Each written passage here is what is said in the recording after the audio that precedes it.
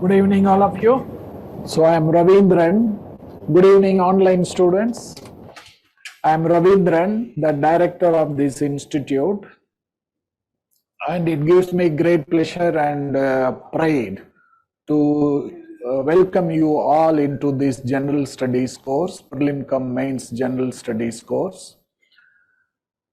So since you are all starting a bit late, we have to hold certain double classes in order to complete the syllabus on time before you can sit for your prelim exam. So because of this, from tomorrow onwards, we will be holding double class. Further, today being the first class, I will use it as an introductory lecture to deliver an introductory lecture to talk about how to prepare for this exam, what kind of strategy that you should follow in order to cover the syllabus on time, etc. Then finally, towards the end, that I will introduce the subject of Indian polity, and from tomorrow onwards, the regular teaching can start. Before we talk about how to prepare for this exam, you should first and foremost know that what are the services that you are entitled to receive under this Prelim cum Mains General Studies course. Unless you are clear about the kind of services that the institute offers to you as part of this General Studies course, you may not be able to incorporate and make the best use of these services as part of your strategy while preparing for this examination. The first and the foremost service is the 280 days of classroom lectures, each lasting for 2.5 hours, amounting to 700 hours of classroom teaching. So in about 700 hours of classroom teaching, we hope to complete more than 90% of the general studies syllabus, both for the prelims and the mains. The emphasis in this classroom teaching would be to give you conceptual clarity, to lay down the foundations and basics of the subject, help you to learn by understanding and not by rote learning, and help you to stand on your own legs so that after the initial learning that you are able to learn on your own and you are able to make sense out of what you read from the newspapers, etc. And the most important of all the services that we provide as part of the general studies course is this classroom lectures. Then the second is weekly twice current affairs lectures that we will be delivering in order to help you to make the best use of the newspapers and other current developments. Since current affairs is going to form a major part of your prelim and the main question papers, you should have very clear understanding of what is being reported in the newspapers. So every week on Tuesdays and Saturdays, that recorded video lectures on the major developments that are reported in the newspaper will be delivered to you. You can learn this since we meet every day in the classroom to cover the syllabus of the general studies. We may not be able to provide you this offline service in the form of current affairs lectures. It will be provided only in the form of recorded video lectures. And these recorded video lectures will be available to you till you complete your main examination in September 2023. Then the third is the 18 volumes of printed study material that the institute would be giving, will supply to you, which will cover the syllabus, the entire syllabus of general studies. So this is in addition to what you learn in the classroom, and it will be more updated and according to the nature of the questions that are asked in the civil services examination. They'll be supplied to you in about 3 installments, and the last volume would be on international relations topic so that we can keep it up to date. Then the fourth is the Current Affairs monthly magazine called Recitals. So which will be given to you for the offline students in printed format every month, and for the online students it will be provided in digital format on the portal of the institute. However, if the online students come to the institute, they can collect a copy of the printed current affairs material. Since you will be covering one newspaper every day, and it may not give you all the news items that are important for the civil services examination, to cover the gap in your preparation of your newspaper, that we give you this Current Affairs magazine. A team of 7 teachers is compiling the current affairs news from 3 newspapers and 2 magazines, so that it will be more comprehensive. It can fill up all the gaps that may be found in your current affairs preparation. Then the fifth is, so this current affairs magazine will be made available to you till you complete your main examination in 2023. Then the fifth is the prelims test series.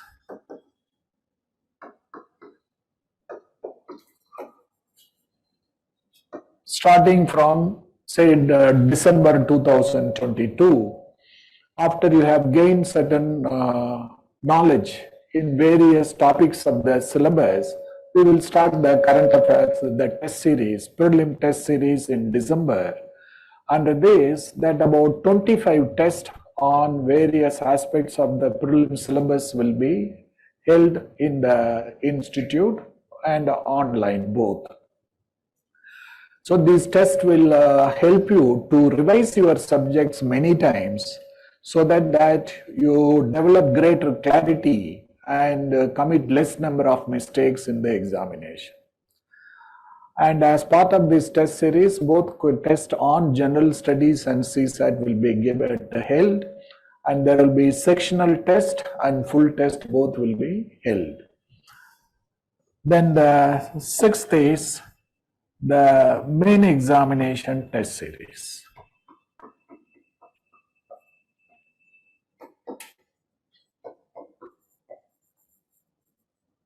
The main examination test series. So this main examination test series will begin in the month of June 2023, immediately after your prelim exam gets over, and it will be completed in September 2023. So that the main exam test series will be free of cost, will be held after the prelim exam gets over. Now, in order to prepare you for the main examination test series, we will also be holding what is known as answer writing practice. So starting from, say, October, November this year, we will post 2 questions every day on the portal of the institute, inviting you to write your answers for these questions. And you will be able to write your answers, compare it with the model answers that will also be posted on the website of the institute, the portal of the institute. So slowly you can develop the answer writing skill, develop the art of writing your answers, culminating in taking the main examination test series after your prelim exam gets over. Then apart from this, we will also upload multiple choice questions on a weekly basis on the portal of the institute, which you can answer. Mostly these multiple choice questions will be on the current developments, the newspaper knowledge that you gain. So this is to serve two purposes. The one is to see how well you are reading your newspaper, which can be tested, and the other is to add little more knowledge to whatever knowledge that otherwise you can gain from your newspaper reading. Because these multiple choice questions which are set by the teachers who are experienced, who have been exposed to the knowledge of these topics over many years, they may bring their own previous knowledge which may be relevant to the topic, and thus they can add new knowledge to your questions, to your the knowledge, and that can be of helpful to you. These are the major services that we will be providing, that make the best use of it and incorporate them in the strategy that you are going to adapt to prepare for this examination. Now, before we talk about what should be the strategy for this examination, I should also talk about the optional subject, because it is high time that you should also think about optional subject.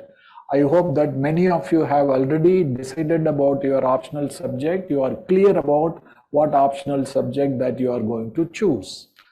However, in order to benefit those who may have still harboring some doubts over the selection of the optional subject, I would like to give you certain suggestions to quickly settle down on the selection of your optional subject. The most important thing is that do not allow others to select your optional subject. This is one cardinal mistake that a newcomer makes. He listens to too many people, he takes too many advices, and in the process gets confused, and finally allow senior friends, then teachers, parents, etc. to decide the optional subject. That it should be your responsibility in selecting your optional subject. It should be a conscious decision made by you, yes, that this is my optional subject. You consult your seniors, you consult your friends, you consult your teachers, you consult anyone who is knowledgeable about the civil services examination and benefit from the tips that they provide in the selection of the optional subject. But finally, when it comes to deciding your optional subject, based on all this input that you get, it shall be your conscious decision, yes, that this is my optional subject. Take responsibility for the choice that you make. If you take up a subject because that it had done well for your friend, it may not be so for you, because the subject may not interest you as such. So your friend might have had a kind of passion for the subject, he studied it hard, whereas you don't have inherent interest in a particular subject. And moreover, that if the wrong selection is made, and if it was done by your friend, that you will keep blaming the other person without positively taking any steps towards correcting it. So it is your decision to select your optional subject. The next is that, are you going to retain your college subject as your optional subject for the civil services examination, or are you going to select an entirely new subject for the civil services exam? This is again something which you have to decide for yourself. The best way to decide on this issue is to go through the syllabus of the civil services examination of your optional subject few times, not just once. Compare it with the kind of syllabus that you have studied at the college level and see what are the differences. But more importantly than going through the syllabus, you go through the past 5 years question papers of the optional subject for the civil services exam. More than the syllabus, it is the question paper that actually tells you the scope of the subject. That what are the important topics from which that more often questions are asked, what type of questions are asked, can these questions be answered purely on the basis of the knowledge of the textbooks, are these questions, they require the application of the current developments, are the questions are more general in nature, or those questions are more specific to the textbook knowledge. So these things that you must understand, generally speaking, in civil services examination, the questions are not generally straightforward. The questions are more statement oriented. The questions are more indirect. A question includes answering based upon 2 or 3 topics. So generally a question is not based on answering the question from a single topic. It's a combination of 2 or more topics. So because of this, go through the question papers carefully and see whether you feel confident and comfortable with the type of questions that are being asked in the civil services examination. If you feel confident and comfortable about the question, yes, that I can make it with a little more preparation and with a little more focus on the current affairs, yes, I can make it. There is nothing better than choosing your own optional subject, because it will reduce a lot of time that could be otherwise saved and used for the preparation of your general studies. However, if you are not feeling comfortable and confident with the questions that are being asked, you take a call. And there is no better person than you who knows that the level of confidence that whether you can do it or not. So allow the application of your mind and decide that yes, you are going to retain or not retaining your optional subject. If you decide not to choose your own optional subject, then there are 4 criteria that you must apply while selecting a new optional subject. The first is the passion for the subject. Do you have inherent interest in the subject? Does that subject naturally attract your attention? Can you sustain your hard work for longer in studying that subject because of your basic interest in the subject? Do you take to that subject the way that the fish takes to water? So this kind of comfort level that you enjoy with the subject. So that's very, very important. This is the most important application of the point. Second is that how far the subject has performed in the civil services exam. Is the subject regarded as a mark scoring subject? If the preparation done is honest and sincere by you, can the subject support you by fetching you decent marks? So this you get by consulting your friends, seniors, teachers, and the kind of market knowledge that you get on these issues. The third important criterion is that how far the optional subject can help you in the preparation of your general studies. Can it reduce your load of preparation in general studies? For example, if you choose public administration, obviously that it will help in preparing 2 parts of paper 2 of general studies, that is the Indian polity and governance, and it can also help you to prepare a major part of your paper 4, the ethics. So likewise, history, geography, economics, etc., they have their own role to play in helping you to prepare your general studies papers. That is the third point. The fourth point is that if you decide to take coaching for your optional subject, then is there reliable coaching available which can be completed in about 4.5 months to 5 months? Or will it be stretched more? Since you are going to start your optional preparation a bit late, you should not allow it to get stretched too close to your prelim exam, which may disturb your prelims preparation. So these 4 points apply. Take up your responsibility and select your optional subject. Right. Now the next is, what are the essential ingredients that are necessary for you to qualify in this exam? So every exam has its own characteristics. And what kind of adjustment shall I have to make in my preparation in order to clear this examination? So for this, you must understand the nature of the civil services examination first and foremost. The most striking characteristic of the civil services examination is that it is a syllabus heavy examination.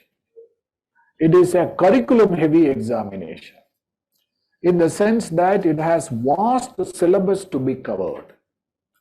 For example, that your optional subject syllabus is equivalent to a full-fledged 2-year post-graduation course that is taught in any university in India. So what syllabus you have to cover for your optional subject is the syllabus covered over 2 years in a regular university. So such heavy syllabus. The general studies papers that they include almost every discipline that can be found being taught in an university. Though not at the post-graduation level, but at least at the undergraduation level, that so many things. Economics that you study as part of the paper 3 of general studies, for example, so that it is at least 50% syllabus of the economic syllabus taught in the universities. So Indian polity, you name any major discipline, it is there in your general studies. So because of this, that this is called the mother of all written exams, because of the heavy nature of the syllabus. As a result of this, that unless you gather enough knowledge over all these subjects, you won't know what to write otherwise as answer. So because of this, gathering knowledge is the most important demand of this examination. And since content is the basis on which you can write your answer, it's not an essay based upon your general perception of the topic that you can write your essay, whereas here, specific knowledge that must be written in the form of answer. So because of this, you have to study a lot. You have to go through the various topics of the syllabus and develop knowledge. So because of this, the most important requirement is that the ability to work very hard for this examination. The hard work is the most important requirement of any candidate who takes this examination. In fact, this examination is most suitable to a candidate who is of above average level abilities but is extremely hardworking, rather than to a candidate who is highly intelligent but not committed to hard work. Because intelligence does not help you to gather the knowledge. It is you have to sit at your desk, actually go through the textbooks, the syllabus, etc. to gather the knowledge. So therefore, you must all be determined to work very hard. By telling you the quantum of the syllabus to be covered, I am not trying to put a negative thought in your mind or discourage you in any manner. That it is just to tell you the need to work very hard for this examination. So in fact, only students like you, coming from the same social, cultural and educational background, who went to the various universities in India, who have been regularly qualifying in this exam. They are not different from you. And maybe that they are very hardworking. In fact, that if you analyze the top rankers in the examination over the past many years, they are not necessarily the most hardworking students.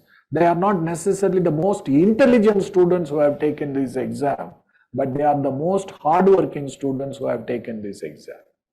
So therefore, this exam is slightly above your reach, but not beyond your reach.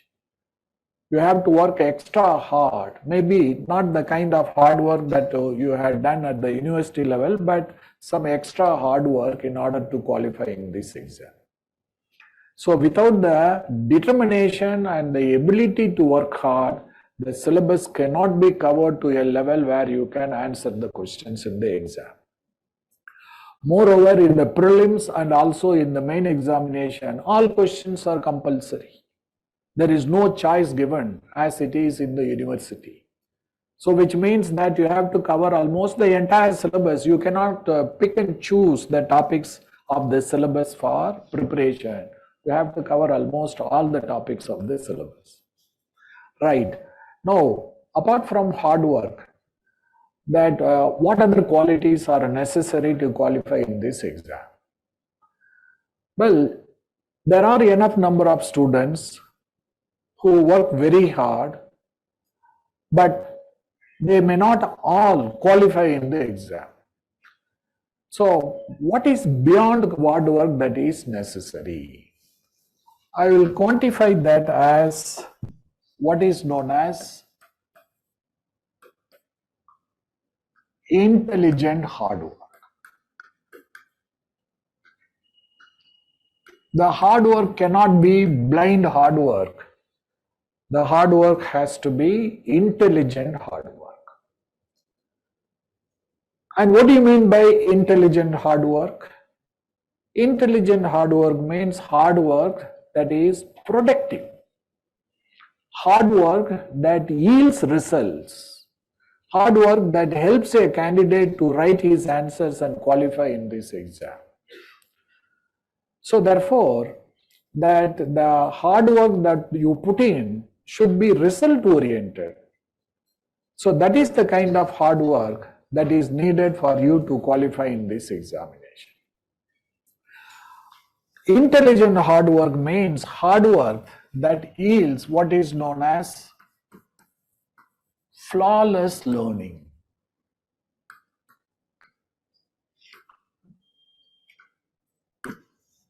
Hard work that yields flawless learning, that gives you flawless learning.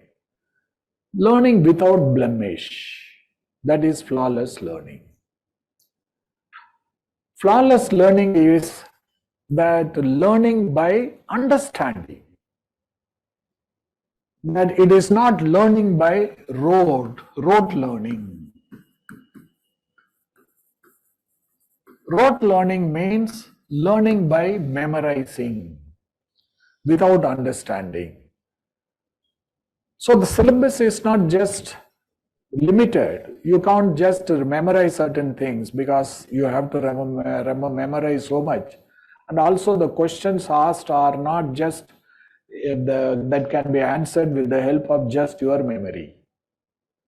So therefore, you must aim for flawless learning. Flawless learning means complete clarity over what you have learned.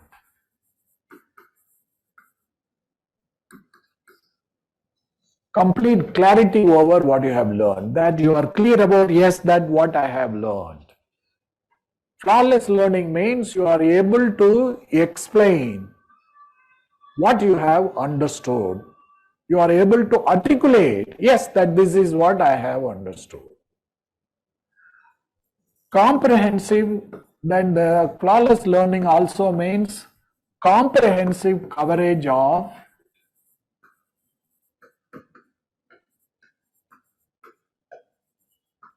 the topic that you are learning. If the first complete clarity is all about quality in your learning, the depth of your understanding, comprehensive coverage of the topic means the width of your learning. So whether you are able to prepare from A to Z of the topic that you are learning. So this is more about quantity of your coverage. The first one is about quality of your coverage. So both in terms of quantity and quality, that you excel in your learning, that is flawless learning. Flawless learning also means effortless recall of what you have learned.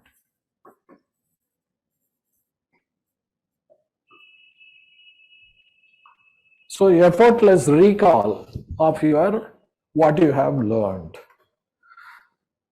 So without much difficulty, that you must be able to recall what you have learned. And of course, effortless recall comes with lot of effort that you have done at your study desk. It is by repeated revisions, repeated practice of what you have learned in the form of answering your prelim test, answer writing, main examination, test series, etc., that you develop effortless recall over a period of time. So these are the qualities that make your learning flawless. So if you have this kind of clarity in your learning, then you ensure your success. So you will be able to apply, you will develop enough qualities to apply your knowledge and write an answer which is relevant to the question that has been asked. Now the next is how to ensure the hard work that you do at your study desk leads you to flawless learning. As a teacher, can I give you certain techniques that can help you to ensure flawless learning? There are certain techniques. The first of this is that you should develop an inquiring mind. So you should develop an inquiring mind. Inquiring mind means a mind that explores over what is being learned. An inquiring mind is an active mind. An inquiring mind is one that asks questions. What questions? Appropriate questions at the appropriate place and finds answers for these questions. So that's why that an inquiring mind is an exploring mind. It explores over the subject matter that is being studied and develops more knowledge, more clarity over that. So that is known as inquiring mind. All higher level of learning is possible only with an inquiring mind. When Rudyard Kipling won the Nobel Prize in Literature, and when he was asked how was it possible for him to win the Nobel Prize in Literature, he said it was all made possible by 6 of his honest servants. He said he had 6 servants who helped him to win the Nobel Prize. So this was a very strange answer to an intellectual question. And when he was asked to name those servants, he said the names of these servants were how, why, what, when, where, and which. So these were the servants who helped him to win the Nobel Prize. It is by employing these servants at the appropriate place, he could get the kind of clarity, insight, new angle, and write creatively and win the Nobel Prize. So this is the technique that asking this type of questions helps you to learn better, to develop doubts and seek answer for this, that expands, that helps you to expand your knowledge horizon and also to improve your clarity over the knowledge that you gain. So this is the technique. So this helps you to learn by understanding. You seek understanding, that's why you ask questions. So the economically weaker sections of citizens who have been given 10% of the reservation by the government now being challenged before the Supreme Court. And the newspapers have been reporting for the past 1 week about the arguments that are being presented by both the sides of the parties to the case. And primarily that they say that these economically weaker sections of reservation facility or EWS reservation facility is unconstitutional and void because it violates the basic structure of the Constitution. So immediately the question must arise, what is basic structure? And what aspect of the basic structure is violated? So if you do not ask this question, that you won't develop the kind of knowledge that is required. So exploration with what you study is what is the result of this inquiring mind. The second technique is the system of restructuring.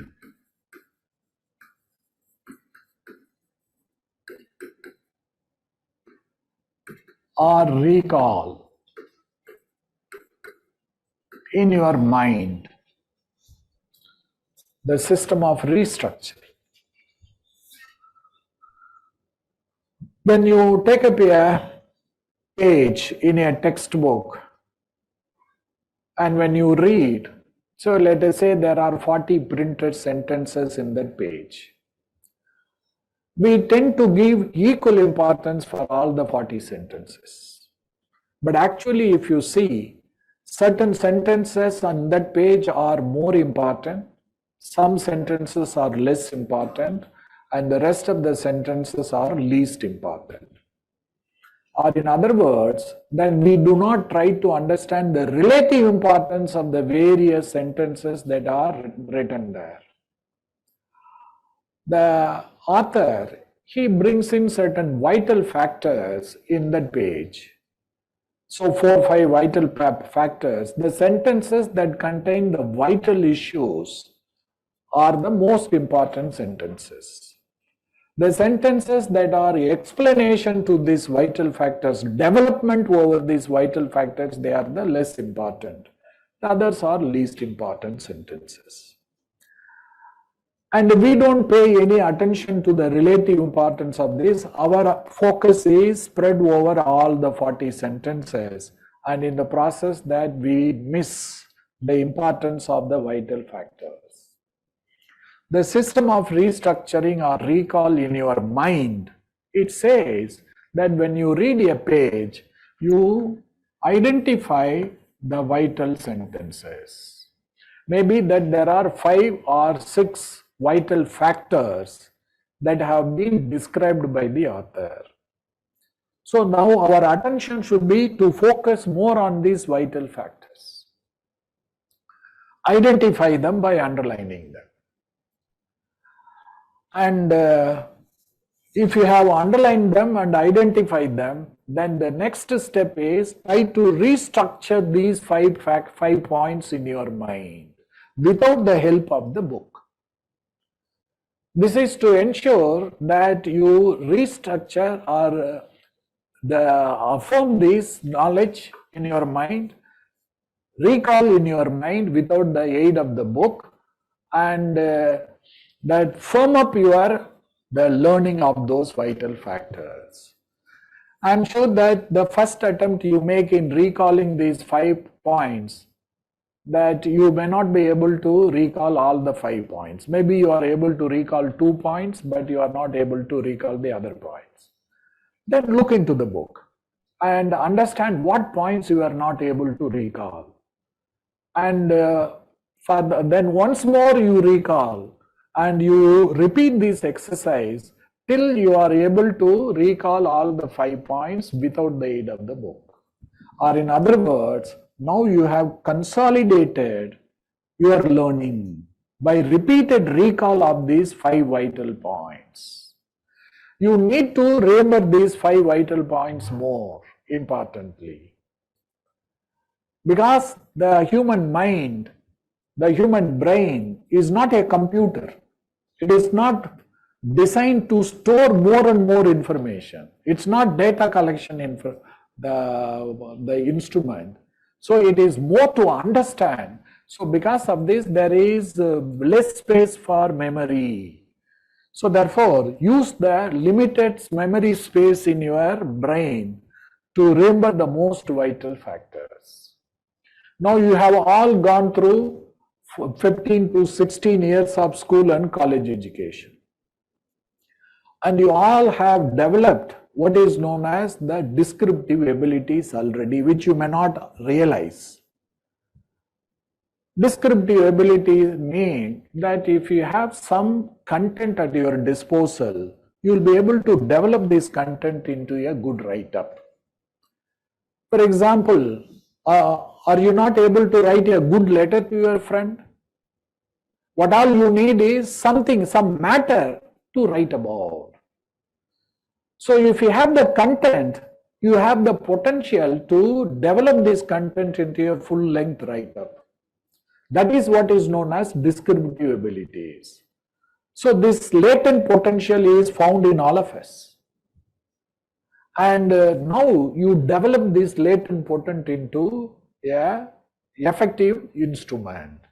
So the latent potential helps you to develop these 5 points into a full-length answer if it is to be written in that manner. So you don't have to remember all the 40 sentences. You just remember only the vital points that the author has explained.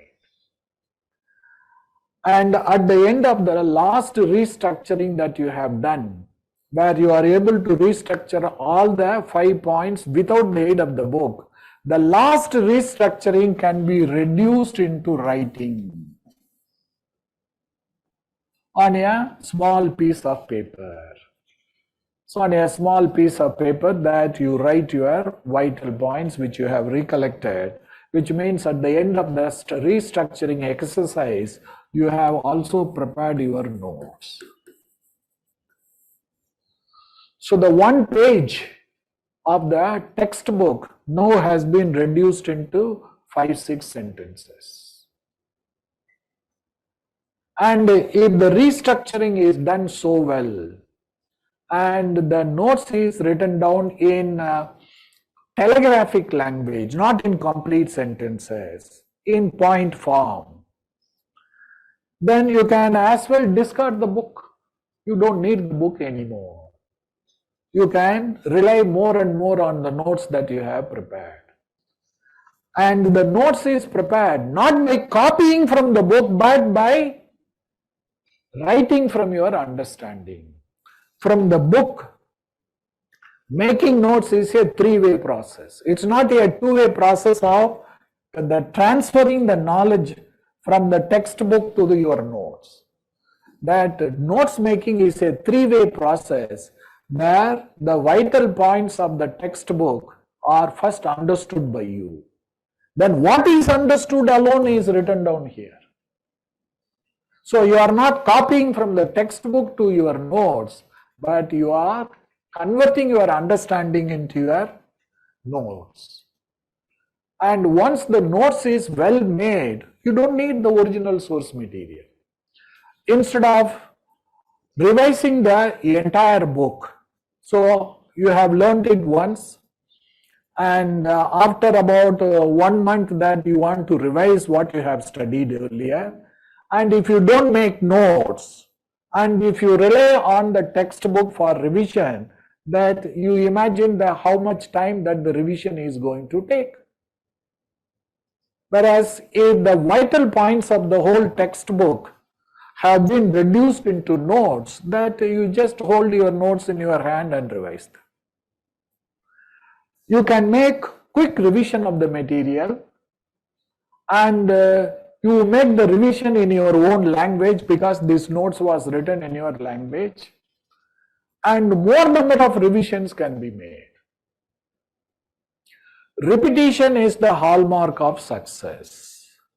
Effortless recall comes with more and more revisions that you do. Last year, the All India 10th ranking candidate, he made it in his very first attempt. He was merely a graduate from Delhi University. And he was just 22 years old when he joined the IAS. And the secret of his success was notes making. That he said that notes making, if notes is well made, 50% of your preparation is well done. Thereafter, the rest 50% of the preparation is all about making effective use of the notes that you have prepared.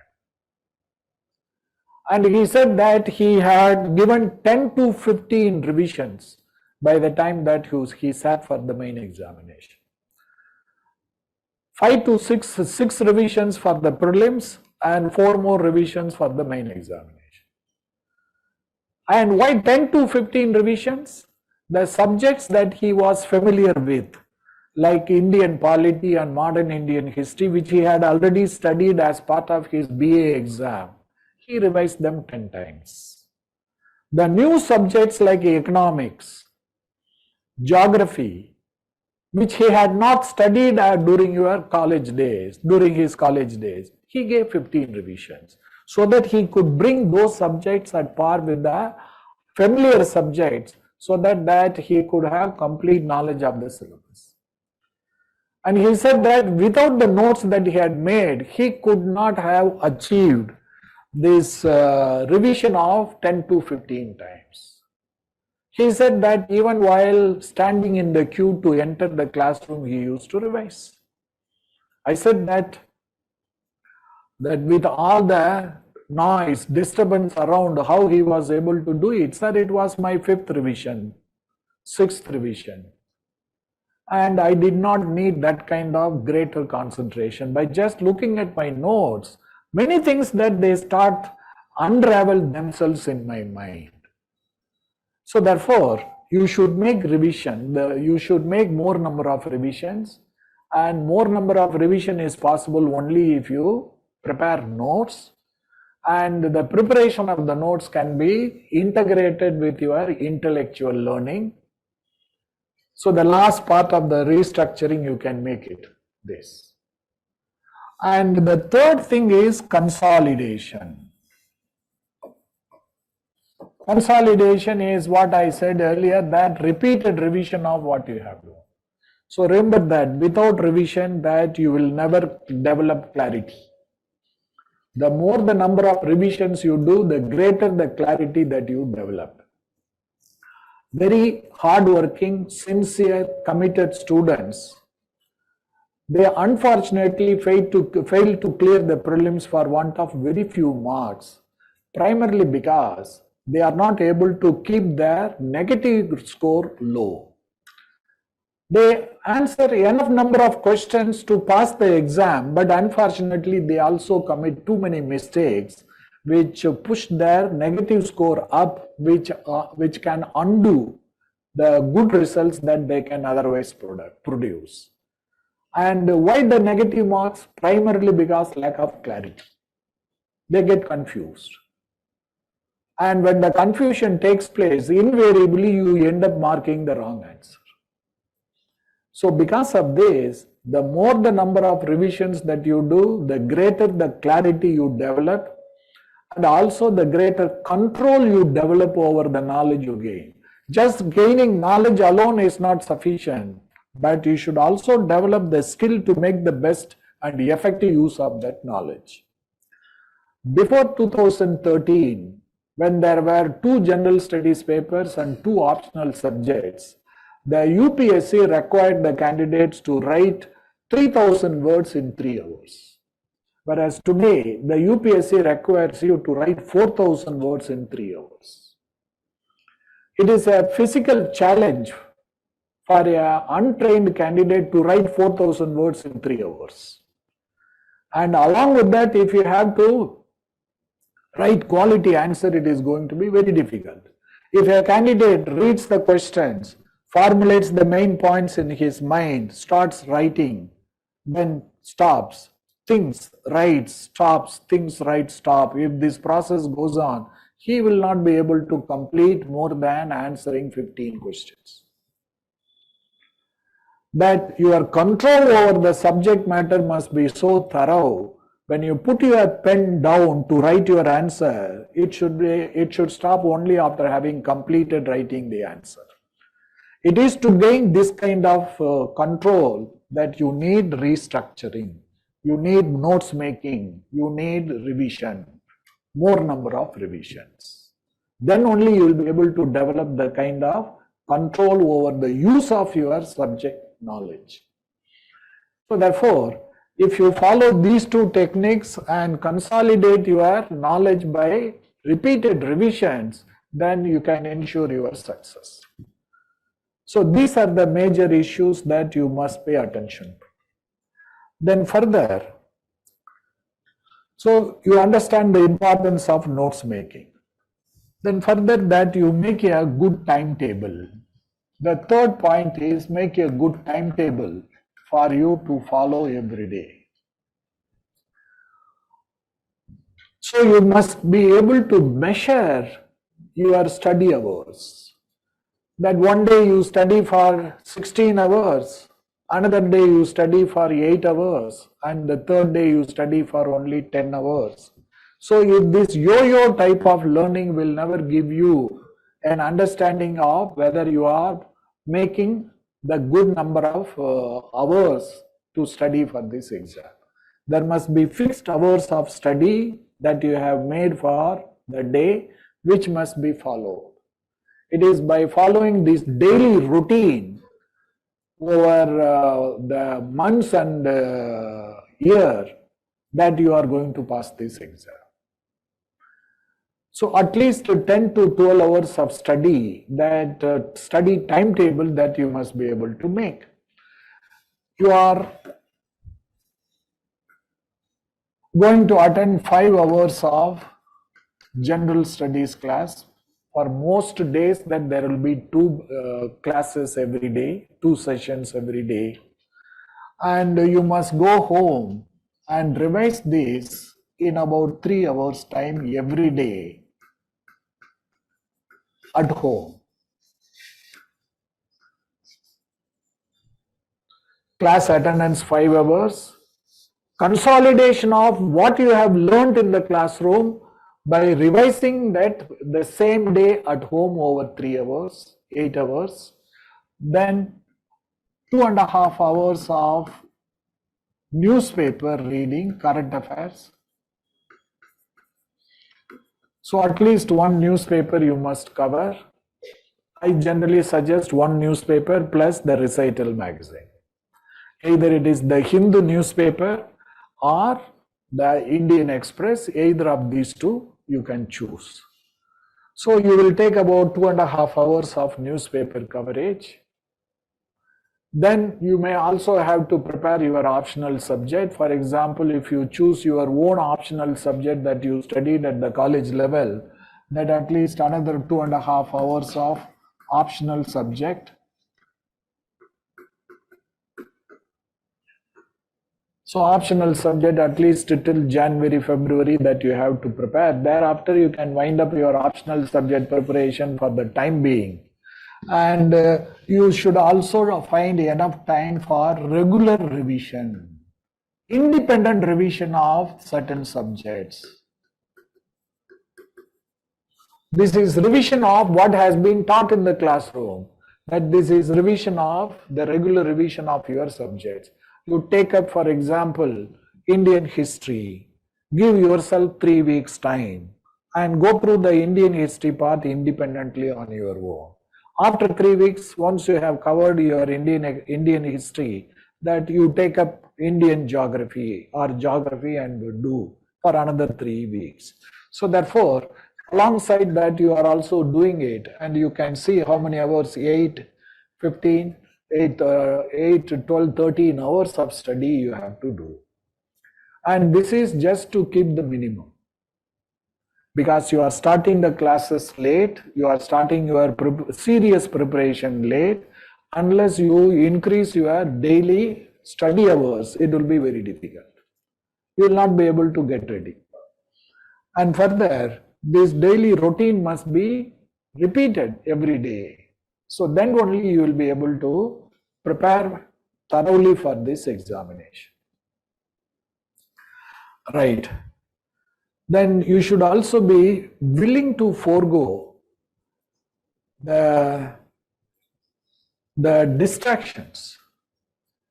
For example, now you cannot afford to spend time on your social media, and you have to take a break from all those things because you don't have time. This is the bare minimum that every day you have to do in order to keep your daily routines going. So if you still stick to the social distractions like social functions, etc., you will not be able to do. The Garima Singla, the 3rd ranking candidate this year, she told in an interview that she qualified into the IRS income tax in her first attempt, and in the second attempt she made it into the 3rd rank. She said all these 3 years, because the first attempt takes 2 years. By the time your interview gets over somewhere in April 2024, it's about 2 years from now.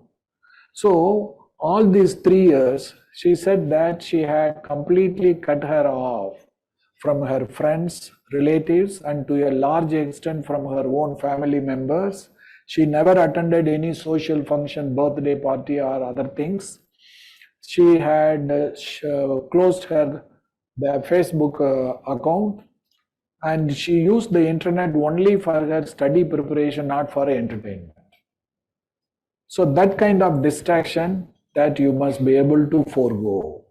Otherwise, you cannot afford to have time for all those activities. You'll be able to easily forego this kind of distractions if you understand the importance of the next 2 to 3 years in your life. The next 2 to 3 years are the most important years in your entire life, because what you are going to do in the next 2 to 3 years will decide what you will be doing in your entire life. If you work hard, if you develop clarity, if you have enough writing practice, you will qualify in this exam and make the good life for yourself. Your social standing will improve overnight. You will get into the top civil post in the country. You will be able to establish a very good family for yourself. You will ensure the day you join also a very good retired life after 30, 35 years, 40 years. So your entire life is going to change on the basis of what quality work that you are going to do in the next 2 years to 3 years. All these 14, 15, 16 years of your school and college life, they are mere preparatory years. Preparatory years in the sense in order to help you to launch yourself into somebody now. So these are the most important years in your entire life.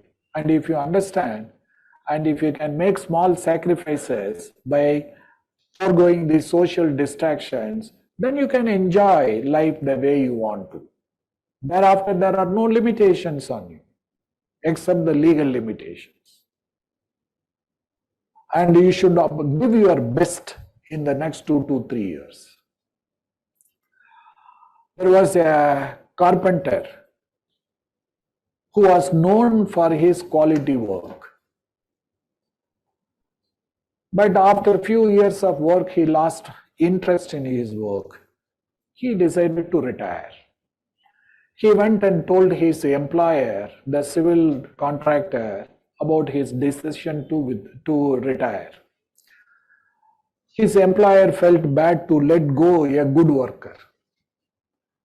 And the employer made a last request, please build a last house before you retire.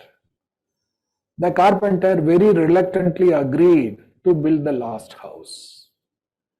He somehow managed to build the house. He did not put in his best effort. And after having built the house, he went and informed his employer about the house being ready. The employer came, inspected the house, appreciated the work done by the carpenter, and handed over the keys of the house to the carpenter and said that, look, this house is my parting gift to you. You live comfortably here in your retired life. And what do you think was the feeling of the carpenter? Instead of feeling happy that he was getting a free house, he felt so bad. He thought that if only I had known that I was building my own house, I would have built it so differently. I would have put in my best effort. We are also like the carpenter. We are building our future a day at a time. So what we do today will decide what kind of tomorrow that we are carving for ourselves. So if you put in the best effort for the next 2 to 3 years, that you are going to build your future very strongly and very comfortably. So therefore that this exam is all about the kind of hard work that you have to do, and the hard work has to be quality in its the result, and employ these 2 techniques. Alongside, make your notes and revise them many times. And have a timetable of at least 12 hours of study and meticulously maintain that 12 hours of study. And sometimes the students ask me that what do top rankers do in order to qualify in this exam? There are certain qualities that you can find in them, and you should ensure that these qualities are developed by you as well. The most importantly, that the top rankers, they believe in their efforts. They know effort alone can help them to sail through. They worry less, but focus more on their efforts. Their focus, daily focus is that how best I can make use of today.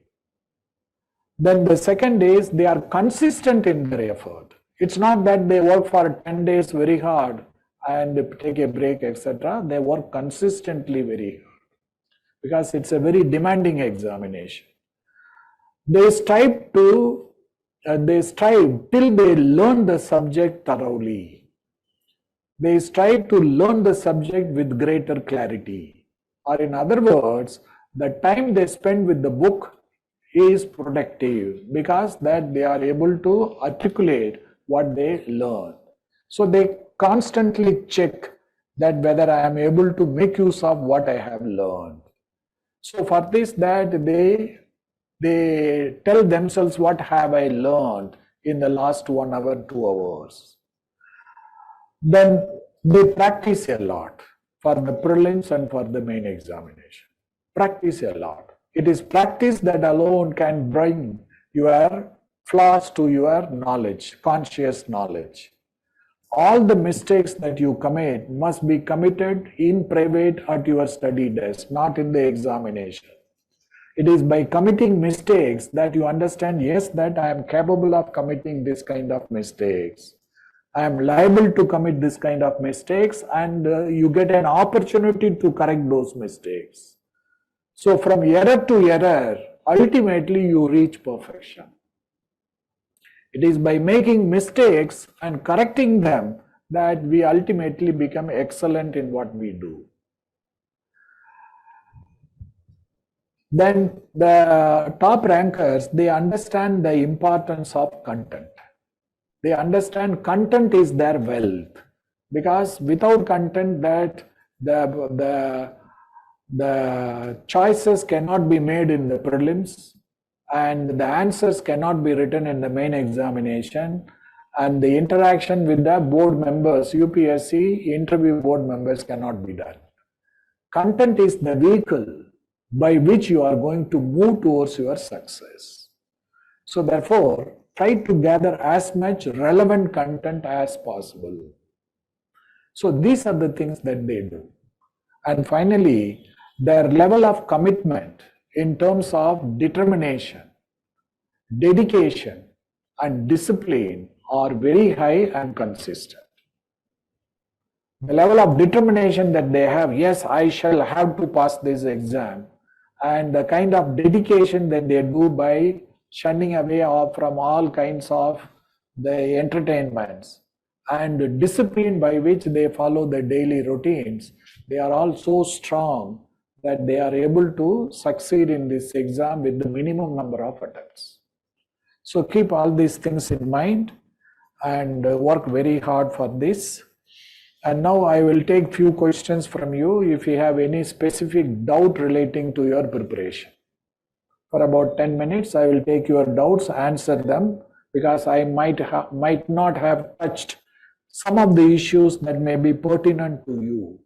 So I will answer those questions, and thereafter I will introduce the subject of polity to you for today's class.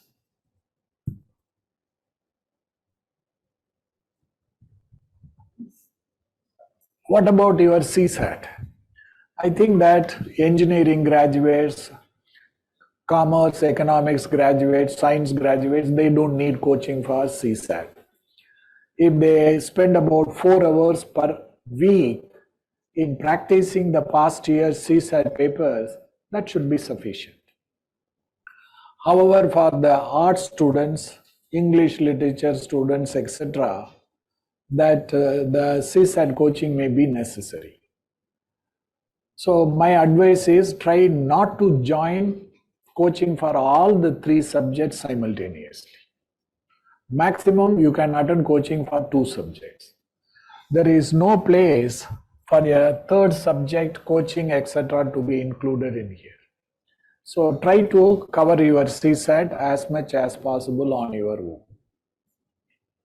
Right? Any other questions? How to manage the students with that of my 3rd year college studies? Yes, that of course that it is a challenge, because you have to, if you are in the final year of your undergraduation course, you need to attend your college classes, prepare for the last 2 semester exams, and also prepare for this, and it is a big challenge. Hopefully that you are able to retain the same subject that you are studying at the college level today for your civil services exam. In that case, that it may be possible for you to manage your studies. In addition to this, that you may have to spend more time in preparing for both these exams simultaneously. It's going to be a big challenge, because I cannot expand your 24 hours a day. Your time is going to be limited to only 24 hours a day. So about the the recommended textbooks, that each teacher will give you the recommended textbook when he starts his classes. I will begin with their list of recommended books for Indian polity. You wait, I will talk about the role of NCERT books as part of your study program. And another important thing I would like to tell you, please do not run after too many source materials. Don't run after too many source materials. I suggest depend upon 2 or 3 source materials. That alone will do. The more the number of study materials, source materials that you refer to, the less the number of revisions you are going to give.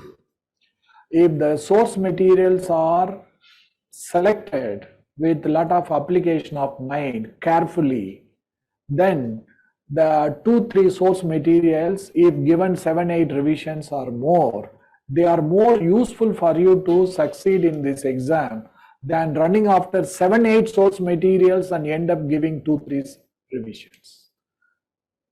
So a well selected, the collection of 2 or 3 source materials, if used to the best efforts, then they are more than sufficient for you to qualify in this exam. So in this respect, that the role of the NCERT books can also be limited.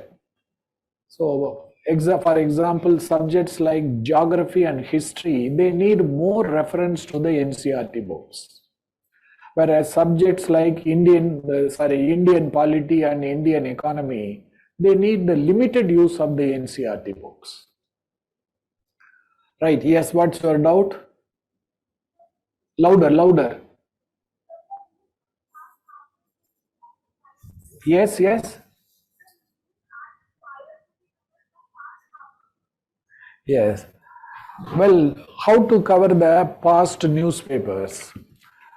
You should cover the newspapers from June 2022 to April 2023. This is the major time period for which you have to cover your current affairs. And we will be giving you the portal. It contains the recital magazines from June 2022 onwards. You will also be given the offline students will be given the printed the recital magazine from June 2022. You can go through the past recital magazines. In addition to this, you will struggle to identify what are the news items of the day's newspaper that alone are to be covered.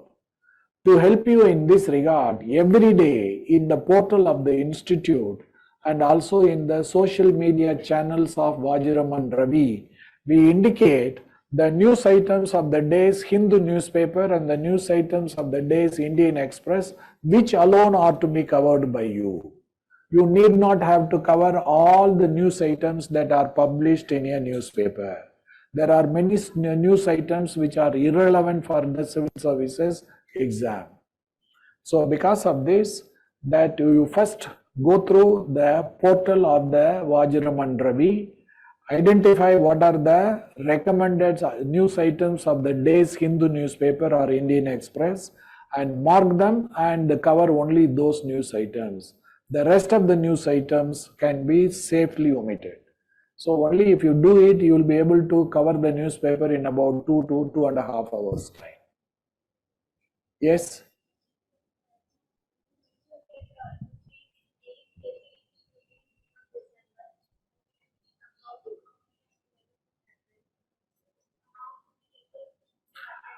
The prelim test series will be initially the sectional test. The areas that have been taught in the class will be the subject matter of the initial test.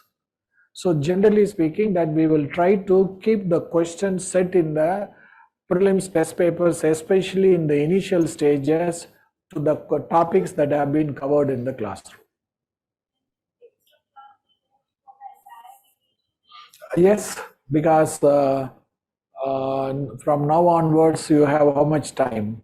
October, November, December, January, February, March, April, 7 months. And at least for half of this time that we will have to hold extra classes. Initially that we will hold more extra classes.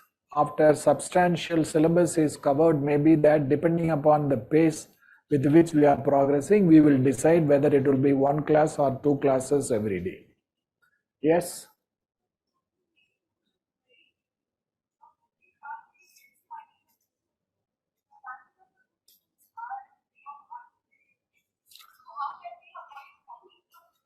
So that is why that I suggest you underline the important points. Understand them in your own language. Restructure these points 2 times, 3 times till you are able to restructure all the points. Language, you can use your own the language, simplify the language. For example, if you are yes, so then if it is scripts, then to that extent that your job is limited, you don't have to struggle.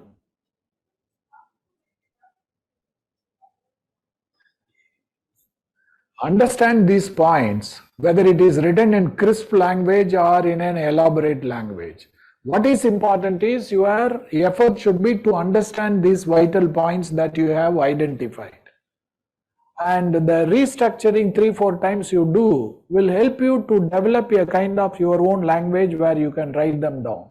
The vital wording can be borrowed from the textbook, basic structure of the constitution, rule of law. How many?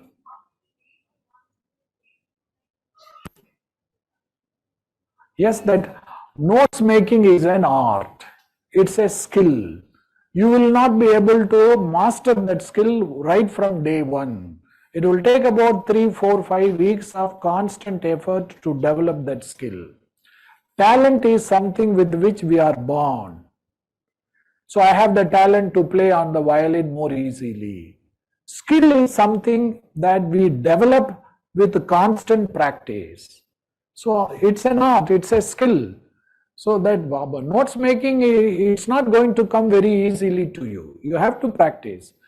That it is your practice that is going to help you to develop that skill. So if I practice, it is a skill that I develop for myself. So it is going to be little difficult, that you have to struggle. That is the price that you have to pay for success in this exam. Should notes be made in the first reading itself? Well, good question. That it depends. For example, if you are making notes from simpler books like NCERT, you can make your notes at the very first time that you read the substance. Whereas if you are going through more standard books, that the understanding is difficult, that you first underline, understand. Maybe that if it is comfortable for you, you can start making notes from those tougher books from the first revision that you are giving. Depending upon the comfort level that you enjoy, you decide. Explain again how to cover current affairs.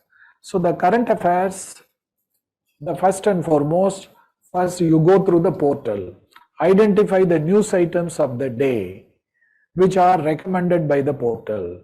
Cover only those news items. Cover the newspaper with a pen. Underline those important points that you come across in the newspaper. Initially, you may underline too many sentences, but after 2-3 weeks of experience, you will realize that, oh yes, all these days that I had been over underlining. Don't feel bad. Rather, you feel happy. Oh yes, now today I have understood what to mark and what not to mark. That I have developed the sense of discretion. That I know now what is to be selected. So that is how that you mark your things and substitute the newspaper reading that you do with the help of the magazine and the the recorded video lectures that are provided to you every week.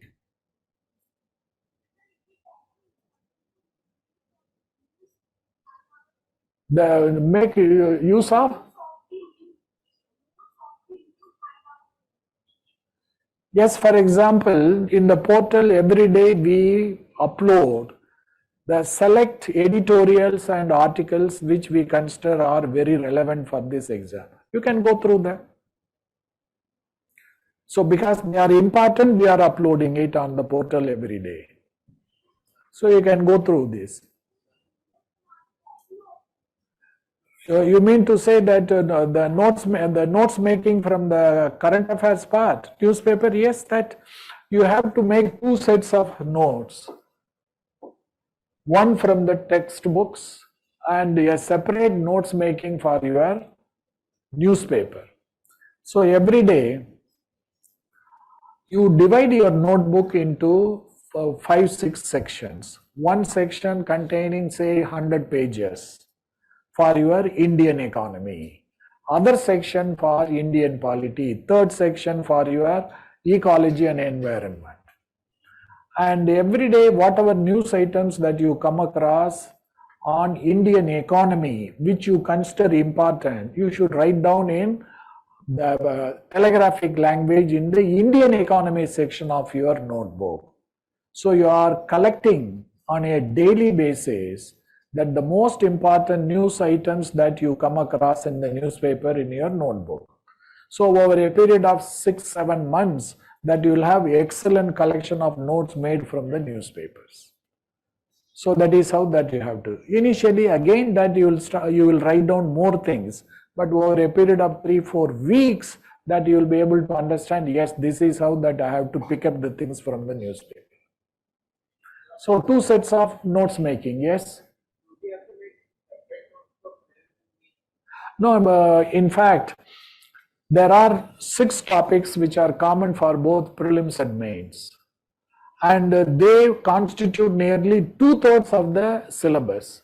So for them that you can make a combined notes, and the rest are all main examination topics for which you can make one-on-one notes.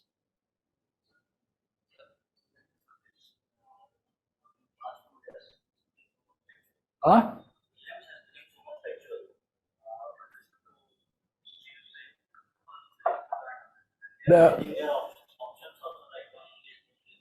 Yes. The pattern of the prelim question paper has been changing once in 2 years, 3 years. You cannot expect the same pattern to be repeated. It is by thorough preparation that you make that you get ready for all types of changes that the UPSC may introduce. And it is by constant practice of the past year's question papers that you get used to the kind of changes that are introduced.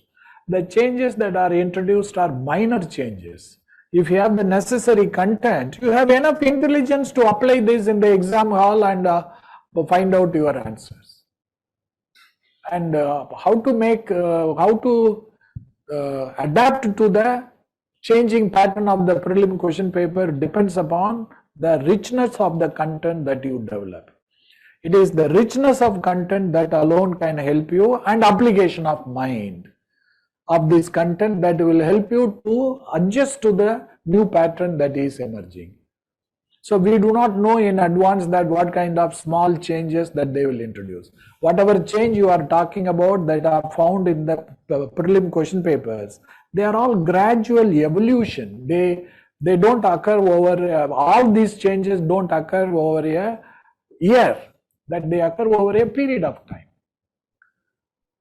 So we will be making class notes as well, right? Yes. Do we add these notes from the books up to the same? Yes. For example,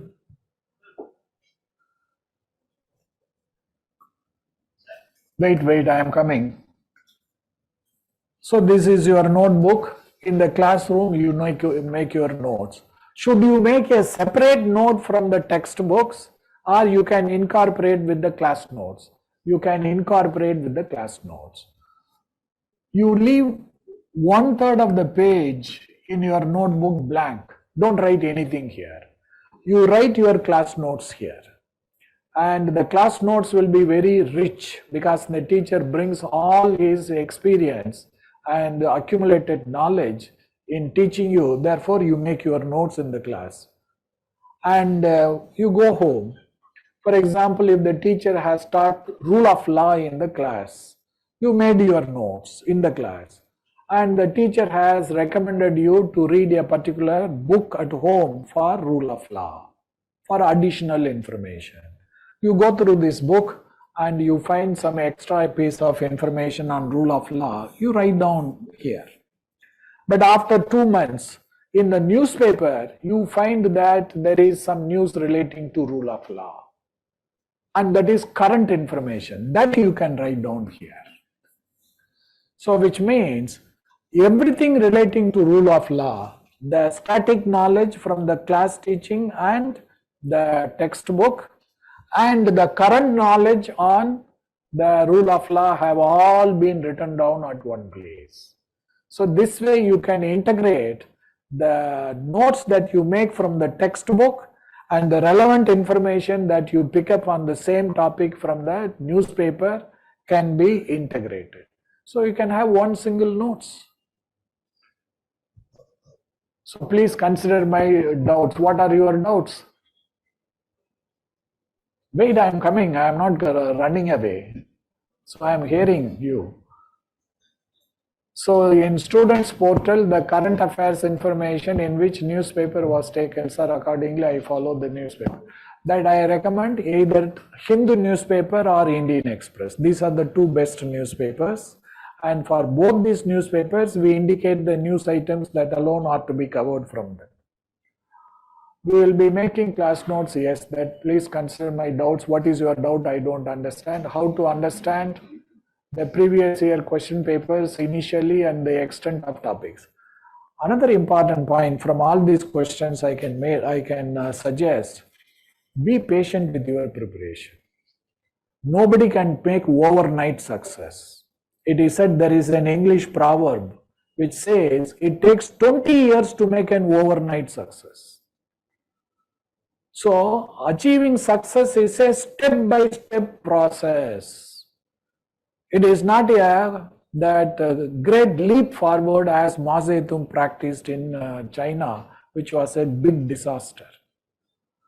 So you have to make daily progress, and then only how to understand the previous year question papers. To understand the previous year question paper, you must have some knowledge. So without the knowledge of Indian history, how would you understand the Indian history questions which were set in the previous years?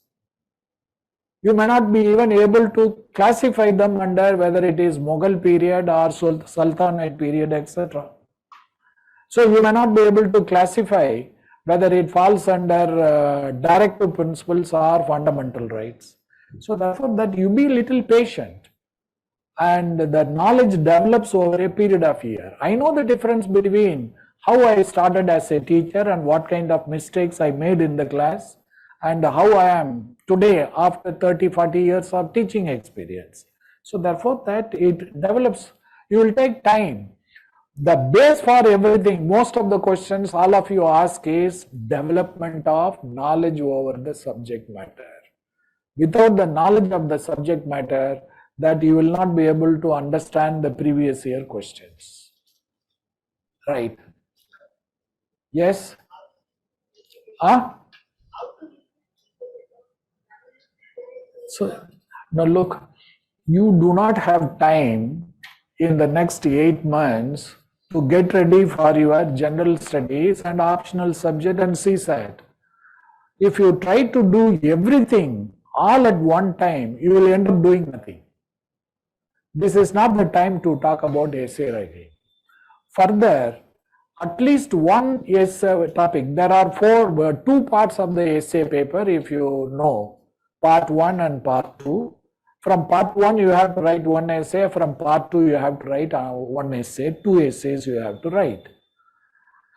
Part 1 is all about reflective essay, philosophical essay. Part 2 is about topical essay.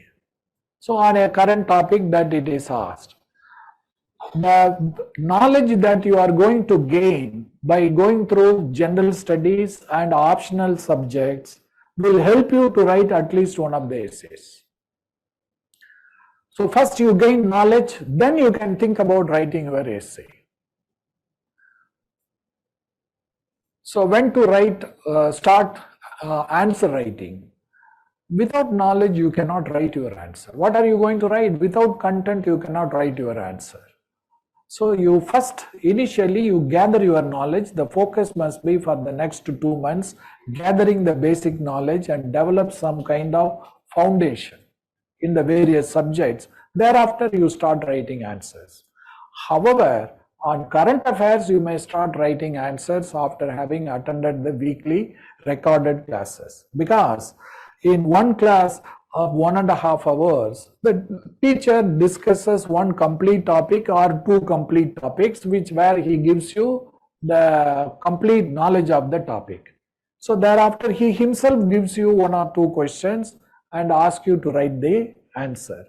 In the very next class, that he discusses the answers for this question for about 10 minutes. Thereafter, he proceeds further with the new topic. So therefore, you may start writing answers for the current topics from the first to second week onwards, whereas for the other parts of the syllabus, you will have to wait for some time. Gather knowledge, then only you will be able to write your answers. So essay papers, general studies and essay papers for the main examination, optional subject can all be written only in a particular language. You cannot write essay in one language, general studies in another language, and optional subject in the third language, either English or regional languages, all subjects. Yes? What are the use? So the Yojana is more useful for all the candidates in general studies. Kurukshetra is more useful for subjects like geography. You can go through Yojana, that will do, but in the recital magazine we are following Yojana. What is useful in the Yojana is incorporated, compiled in the form of recitals. So where can I practice answer writing? That yes, that on the portal itself, that the questions are posted and you can write your answers. How is main questions and the answer paper looks like, and is essay included in the course? Essay writing is not included in the general studies course. In the services that I talked about earlier, essay writing is not part of that. We know we don't have time to take up essay classes. Right, books for the polity, yes, I will do it. So any other question? Yes.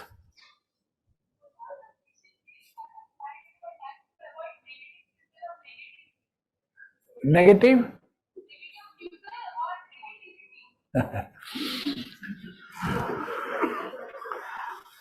Right.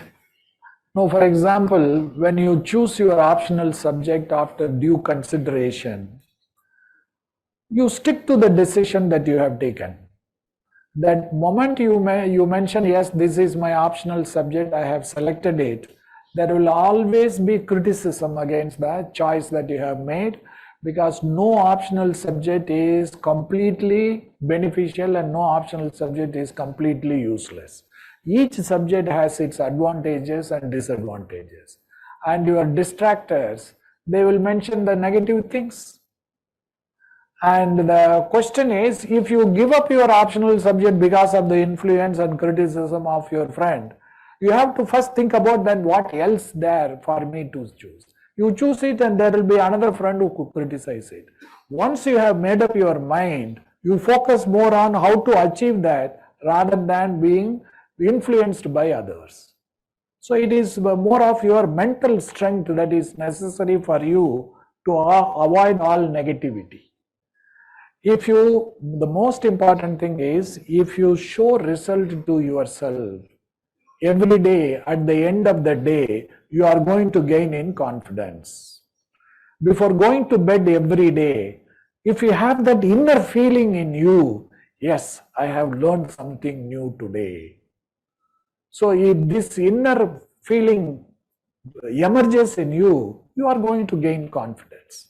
You are not going to get swayed by the negativity of others.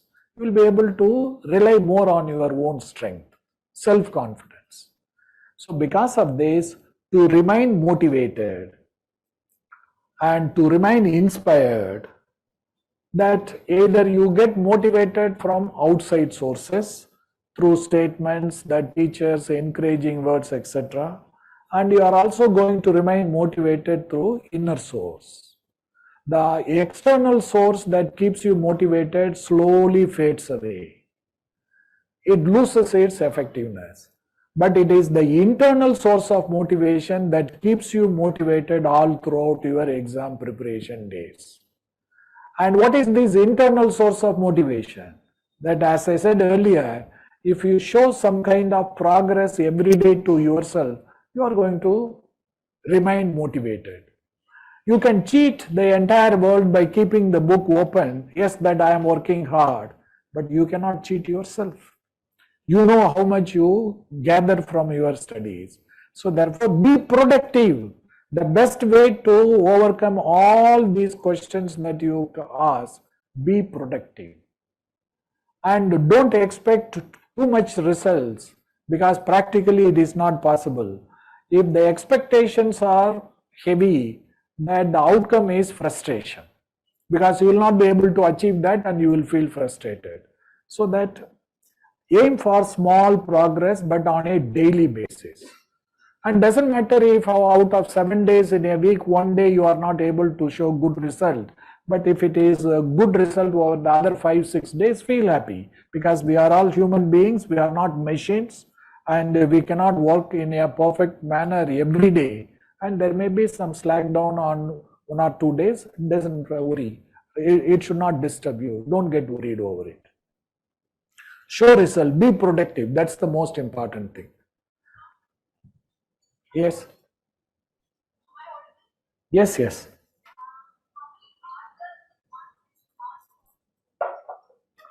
Class 2.5 hours continuously without break.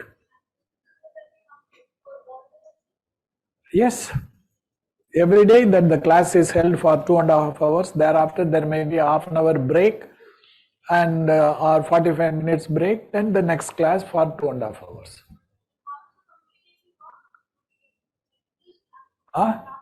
Do you get?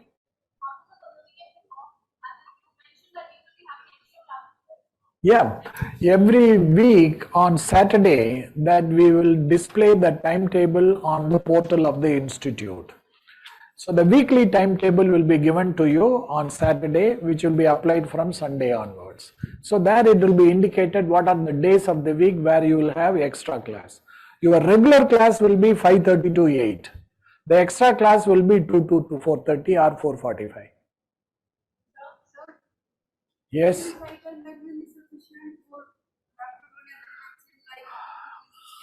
As I said, that minimum 2 source materials are needed.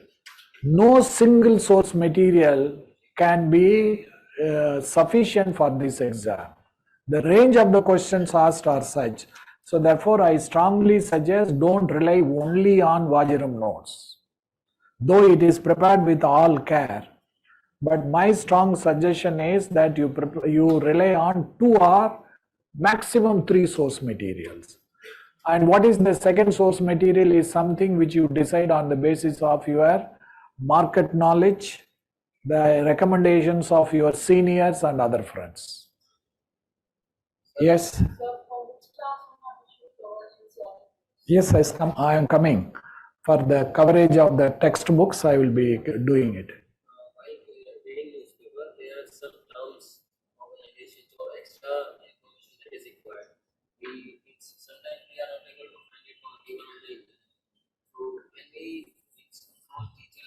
Yes, yes.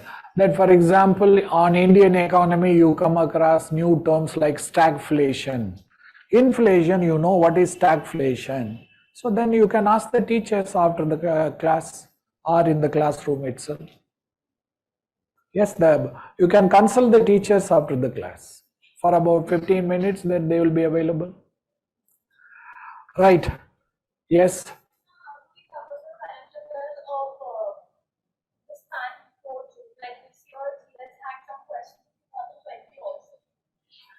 Well, you know, the such type of questions are far and few.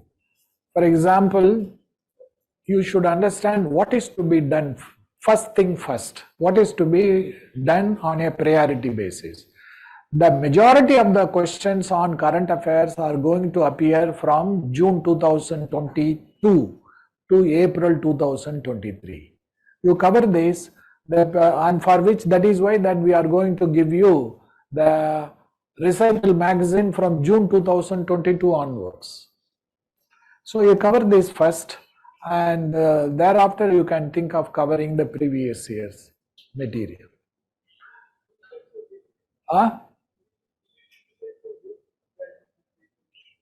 Is sufficient for mains 23. Yeah.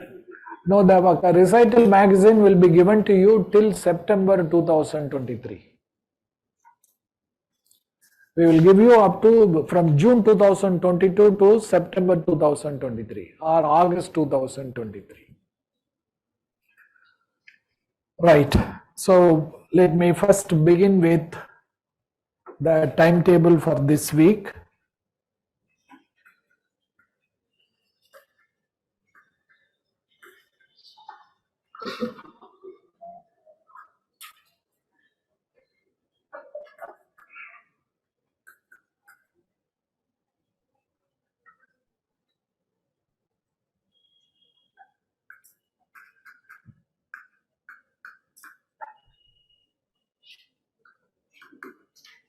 Two p.m. is extra class.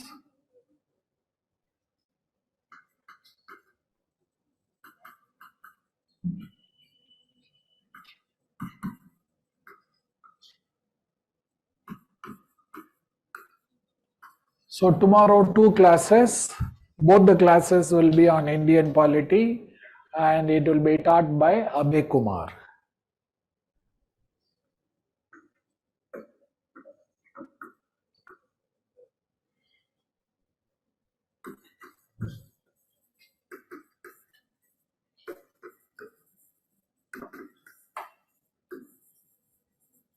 By Abhay Kumar.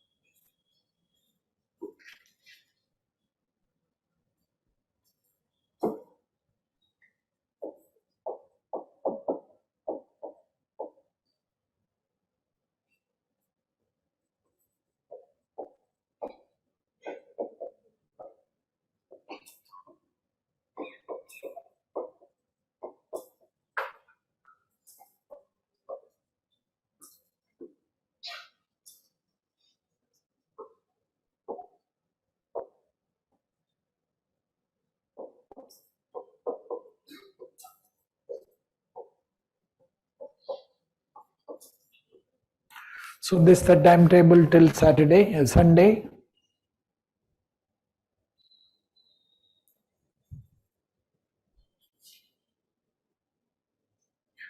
So the same question that you are asking, is recital enough for the magazine, for current affairs? Recital is largely sufficient for your current affairs.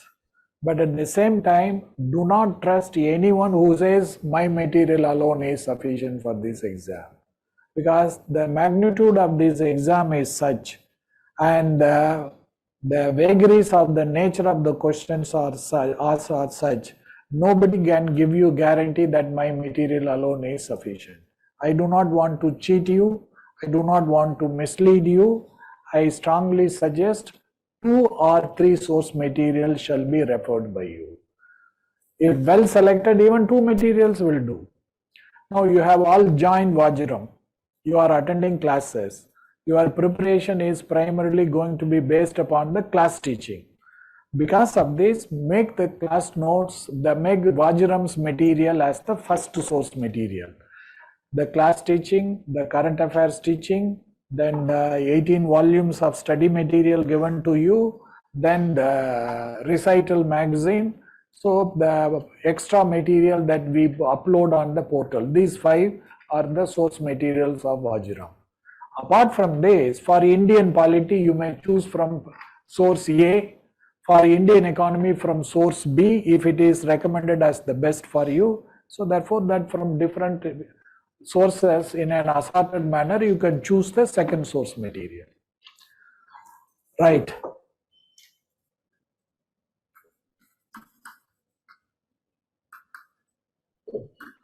Indian polity. What are the recommended books? Class notes.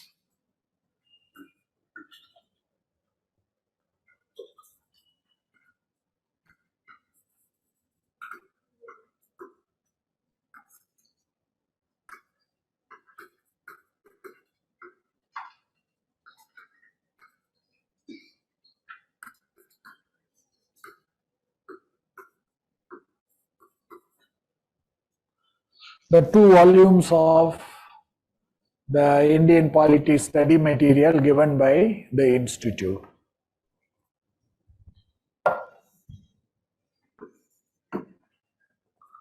Then the third is this Constitution at Work.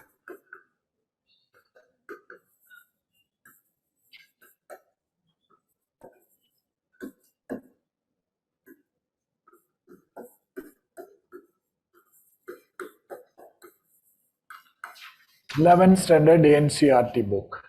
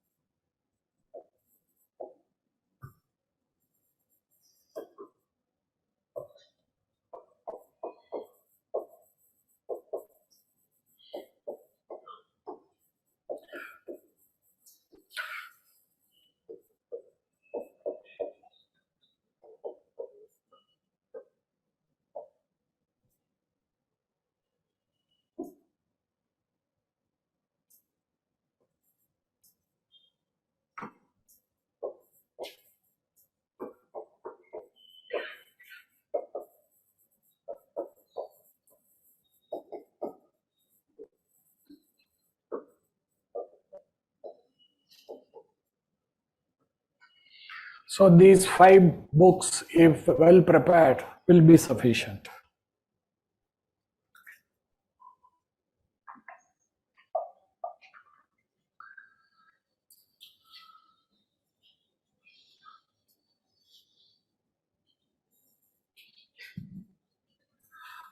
Well, the NCERT books are useful depending upon the subject for which you are referring. For history and geography, NCERT books are highly useful. And there are more number of books available to cover these. For all this geography and Indian history, you can cover the NCERT books from 9th standard to 12th standard. So in each of them, there may be about 7-8 books that you may have to cover. Whereas for Indian polity, just only one book published by NCERT will do. And similarly for economics also, just only one book, the NCERT book of class 11 for the Indian economy. Anyway, that will be recommended by the economics teacher when he takes up his first class. You rely more on the class teaching to understand the concepts in Indian polity and Indian economy. Right, so these are the books that you have to cover. So the books you mentioned, does it primarily in yes, that all of them are essential. But of course, the class notes is the most important one. Is political theory NCERT also needed? No. Political theory is for political science, optional subject, not for, and for beginners. It's not for general studies purpose. Is this resource list same for both mains and prelims? Yes, that these yellow books, the 2 volumes of study material, they cover both the prelim and the main parts, main exam parts. Class teaching also for both prelim and mains. Right, now I will introduce the basic topic, what is Constitution?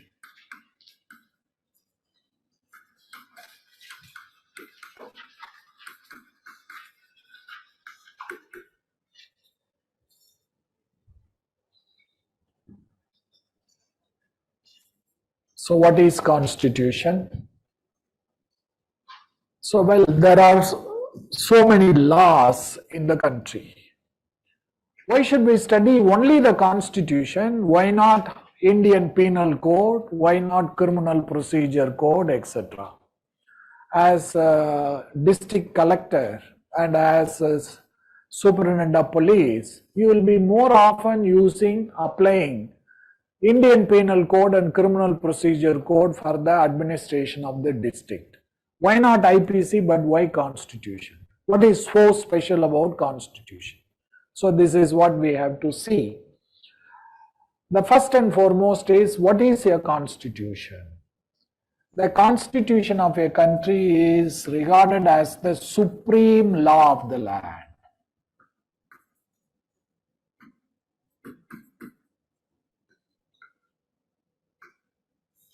So the first characteristic of a constitution is, the constitution is considered to be the supreme law of the land.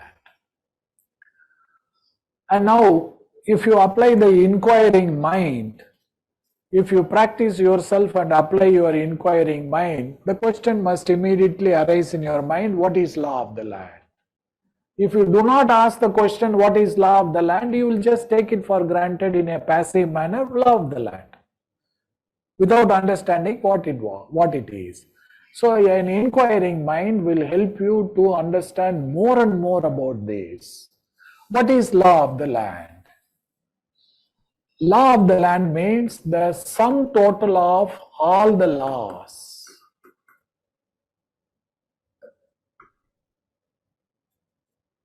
The sum total of all the laws that are used for the administration of the country. So that is the meaning of law of the land. So law of the land means the sum total, the collection of all the laws that are used for the administration of the country. So there are laws like IPC, CRPC, Prevention of the Money Laundering Act, which has been in the news often. So there are thousands and thousands of laws that are used for the administration of the country, and all these laws are collectively known as the law of the land. And what are those laws which form part of the law of the land? So the next question, what are those laws? Those laws are, first is the constitution of the country.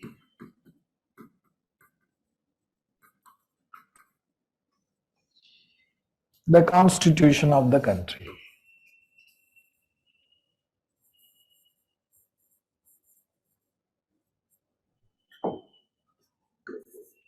Then second is statutory laws.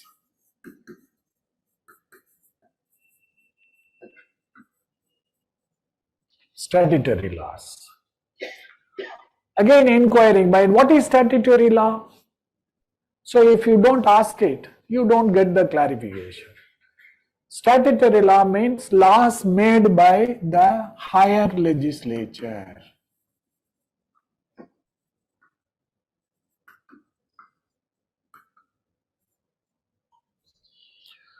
So statutory laws are those laws which are made by the higher legislatures.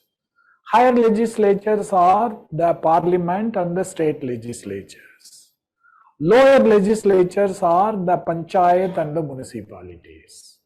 So therefore the laws made by the parliament and the panchayat and the state legislatures are collectively known as the statutory laws. So they are the regular laws made by the higher legislature. And what are the examples of these statutory laws?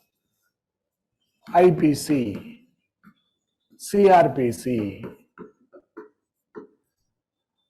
Medical Termination of Pregnancy Act. It was also in the news.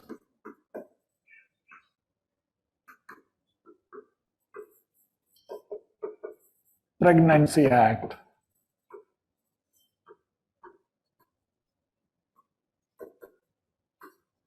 Prevention of Money Laundering Act. So likewise, there are thousands of such laws that have been made by the parliament and the state legislatures, which are collectively known as the statutory laws. Higher legislatures, there means the parliament has higher governments as the Yeah, but both are statutory laws. The parliamentary law may prevail over the state law, fine, agreed, but both are classified under statutory laws. Then third, ordinances. Ordinances.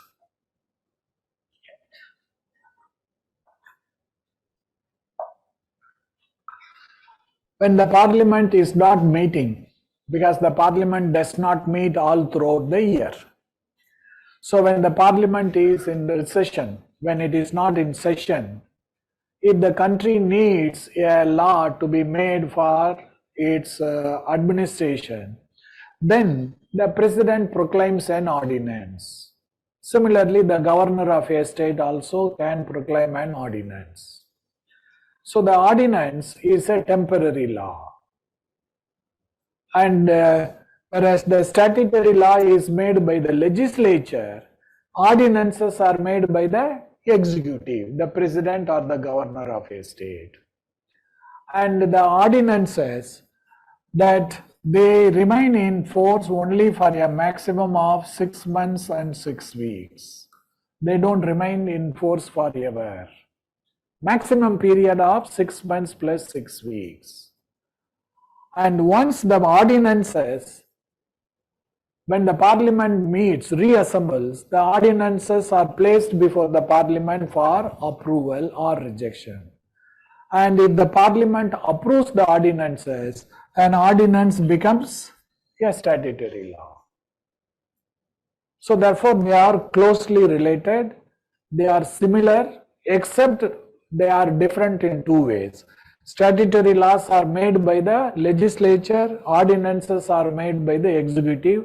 Statutory laws are permanent, whereas the ordinances are temporary. Except these two differences, there is no difference between statutory laws and ordinances. Then the fourth is judicial decisions.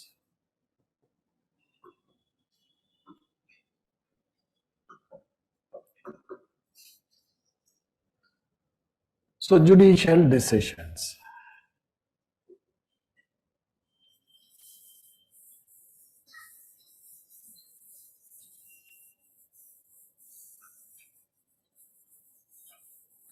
Judicial decisions means decisions that are made by the Supreme Court and the High Courts, not the subordinate courts.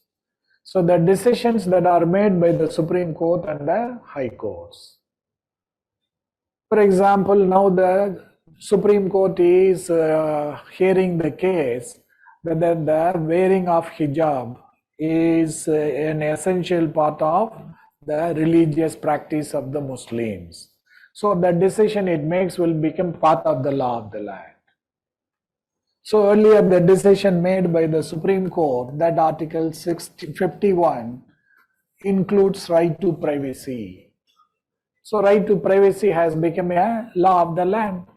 Any law made by the state now shall have to be made with regard to respecting the right to privacy of the individuals. So they also are part of the law of the land. Then the fifth is the applicable provisions of international law.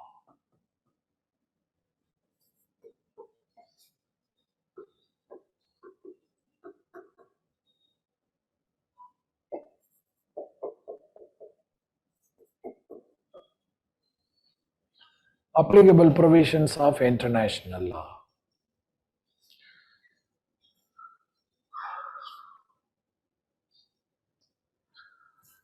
For example, international law, it regulates the relationship between sovereign and independent countries and international organizations like the United Nations. And all these rules and regulations relating to international law, they are not relevant to India. For example, the agreement concluded between Sri Lanka and the International Monetary Fund relating to its economic crisis has no relevance to India. But that is a part of international law because it regulates the relationship between an international organization and a sovereign and independent country. So therefore, only those laws that are relevant to India, where India is bound by it, that they are part of the law of the land, not the entire international law, but only the part of the international law that has application to India, that is part of the law of the land, not the entire law. For example, that, yes, Geneva Convention is an international convention. It is a part of the law of the land of India.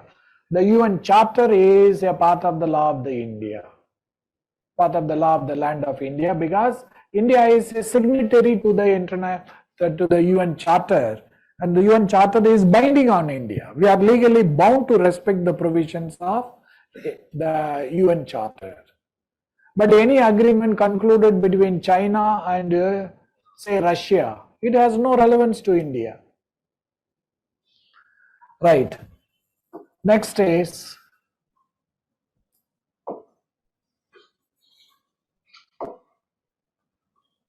sixth one, bylaws.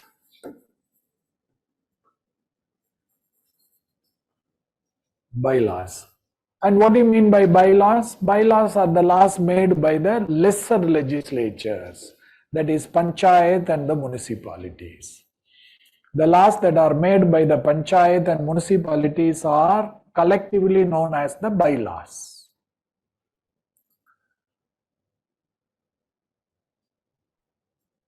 Then the next is rules, regulations, orders, directions, notifications, etc.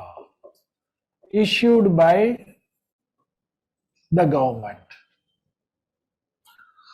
Rules, regulations, orders, directions, notifications, etc. that are issued by the government generally. So they regulate more or less the daily affairs, etc. So for example, that the rules, regulations that had been passed relating to, say, COVID-19 management. So the wearing of the mask being made in public places made compulsory, mandatory, that is a rule. and any relaxation that is made is notified by the government. So they are all known as the seventh category. The last one is personal laws.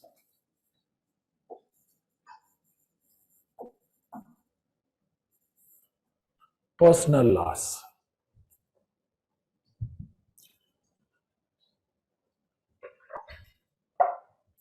So the personal laws are those practices and customs that are evolved out of the religious communities. So based upon one's religious faith and belief, the rules and practices that emerged within a religious community forms part of these personal laws. There are Muslim personal laws, there are Christian personal laws, there are Hindu personal laws, Parsi, Sikh, etc. personal laws. And these personal laws are based upon the religious practices and customs among a religious community. The Hindus follow a certain kind of practice that becomes personal law. So these are all 8 of them collectively known as the law of the land. All are conventions of part of law of the land. So there are a few conventions that Parliament follows, like the Prime Minister. Yes. Part of Lok Sabha. So the law, the conventions, they are also part of the law of the land, unwritten laws. Yes. Personal laws are only the codified part of personal laws are recognized by the legislature or judiciary, or everything that was passed of usage or custom. The thing is, in personal laws, that all the personal law need not to be recognized by the parliament or the judiciary.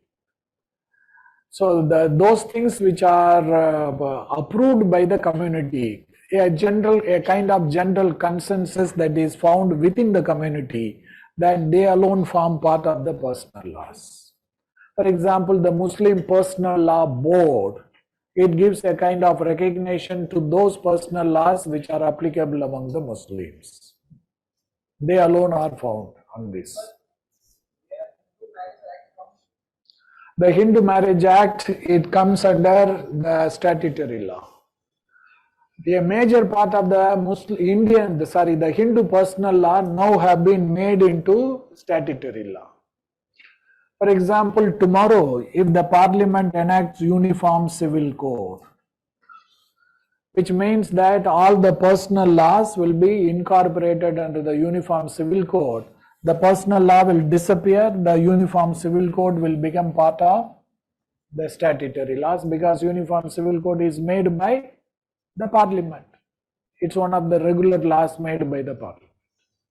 In case of international law, it involves a process means there is an international law and we adopt it in our law. So first is signing ratification, then act done by the legislature. So at what point of time we call it that it is applicable in our law? When, for example, in India, according to the Indian Constitution, the agreement signed by the executive with a sovereign and independent country does not require ratification by the parliament all the time. So because of this, the moment that an international agreement is signed between India and the other country, it becomes part of the law of the land, it is binding on India. Whereas in England, all the international agreements signed by the executive shall have to be ratified by the parliament. The Indian Constitution doesn't require compulsory ratification of international agreements signed by the Indian executive. Right. So, Can you give an example for personal law which is not covered under the statutory law? yes, the Muslim personal law is not covered under statutory law. They have a marriage act, they have succession. No, they are all personal laws. For example, the triple talaq has been criminalized. That is one part of that. Almost the entire Muslim law is not codified or enacted into law. It's not part of statutory law, right?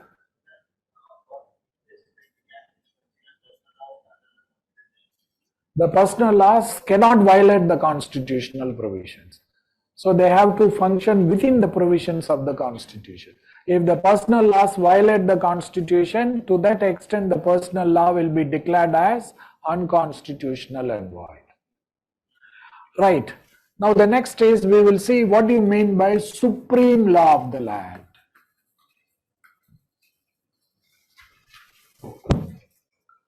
So what do you mean by supreme law of the land? So when we say Constitution is the supreme law of the land, it means that the Constitution is the highest law in the country.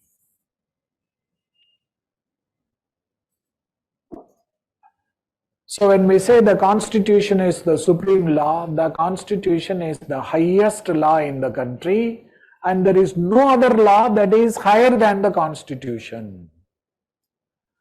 And when we say the Constitution is the supreme law of the country, all other laws are inferior to the Constitution.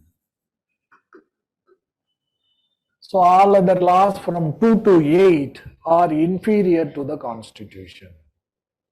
So that's the meaning of the Constitution is the supreme law of the country.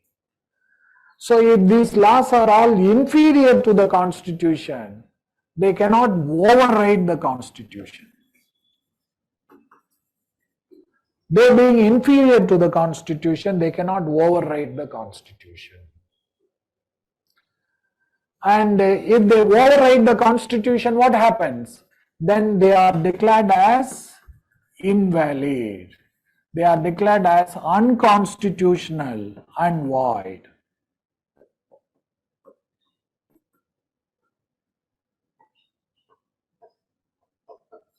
Void means invalid. So therefore, from 2 to 8, all these categories of laws will be legally valid only if they conform to the Constitution. So all these laws, they are legally valid if they conform to the Constitution. If they clash with the Constitution, they are declared as invalid. They are not legally enforceable. So that's the meaning of the Constitution being the supreme law of the land. So there is no law which is above the Constitution. So that is the first characteristic of the Constitution. The Constitution is the most important law. Then the second characteristic is the Constitution is an organic law.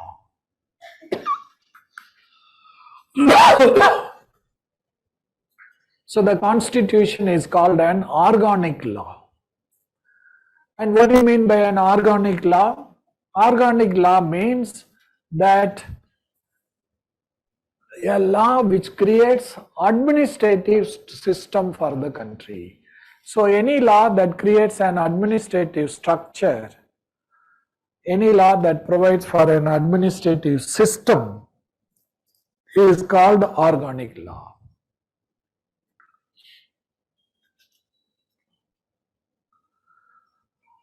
So what kind of administrative structure that the Constitution provides so that it could be called organic?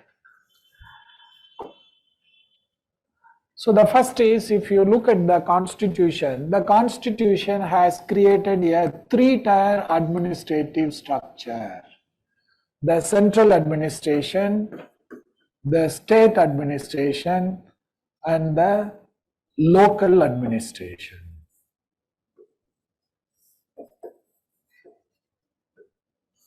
So there is a vertical arrangement of a 3-tier administrative structure that the Constitution provides. Thereafter, the Constitution distributes the subjects among the central, state and local administration. The subjects which are of national importance, like the defense, external affairs, then currency, communication, then railways, so the airlines. So these are all subjects which are of national importance. They have been given to the administrative control of the central government. And thus the union list, you must have heard about this. It contains 100 subjects which are of national importance, which have all been given to the control of the central government. Then subjects which are of regional importance, like land, then law and order, police, they have been given to the control of the state governments. Then subjects which are of important at the grassroots level, they have been given to the local administration. So therefore, the constitution not only creates 3 administrative systems, structures, but also distributes the subjects of administration among them conveniently. Then the central administration can have control over the state administration, and the state administration can have control over the local self-governments, the panchayat, the municipalities. Then further, the central administration is horizontally divided, horizontally separated into executive, legislature, and judiciary.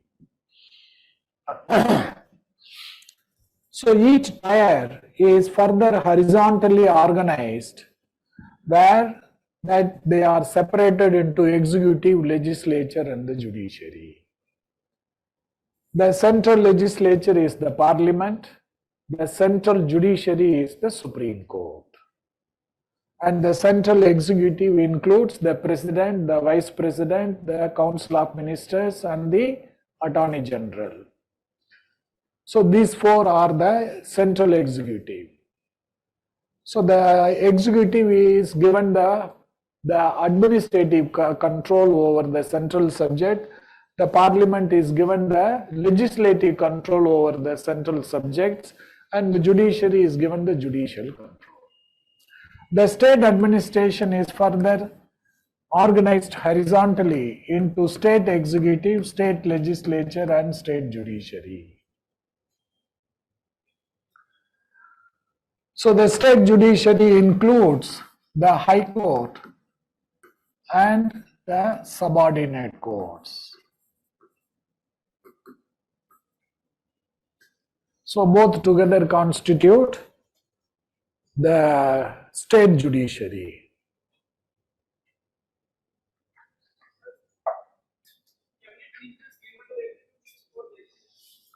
The cabinet is a part of the executive.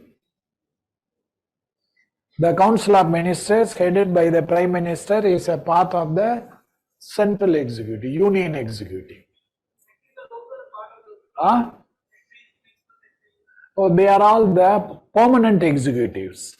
So when we talk about this executive, we mean the political executive, elected executives.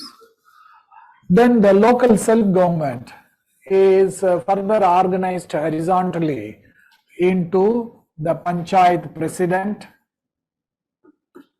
vice president, mayors, etc.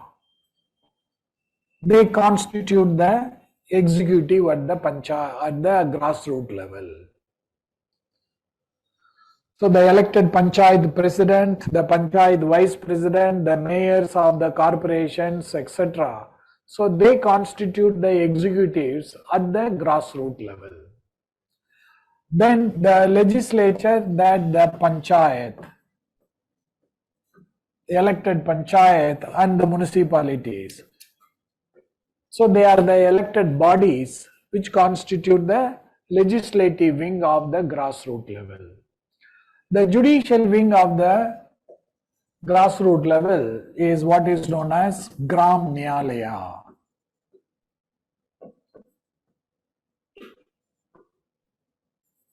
Or village courts.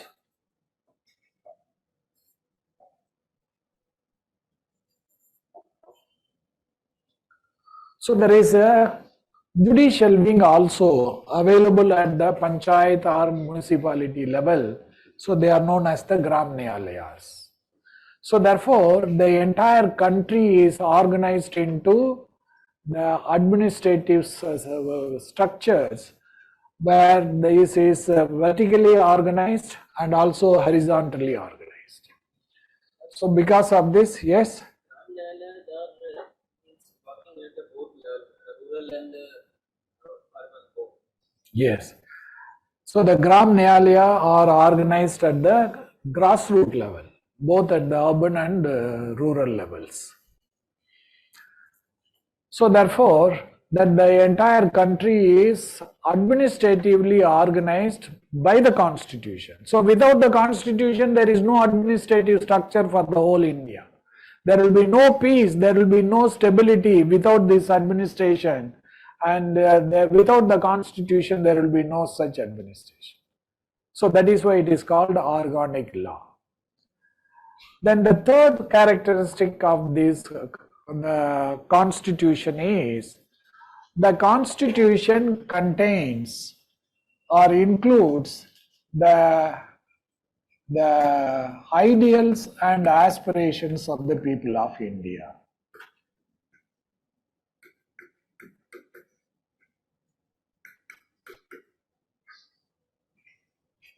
So it is the constitution that includes the ideals and aspirations of the people of India. So when India became independent, the people organized themselves and themselves into a sovereign state, and in the process they also set certain goals to be achieved. And what are those goals? So the aspirations, they constitute the goals that the people want to achieve for themselves. I'm asking that who controls village court? The village courts are controlled by the judicial officers who are qualified judicial officers who are recruited, like the subordinate court judges. So what about tribunals and other courts? Tribunals are not courts, they are quasi-judicial bodies. Tribunals are not courts. Even the National Green Tribunal is not a court. It is a quasi-judicial body. It resembles a court, it enjoys certain powers of the court, but it is not a regular court. Even Lok Adalats and Consumer Court? Lok Adalat, no, all consumer courts are courts.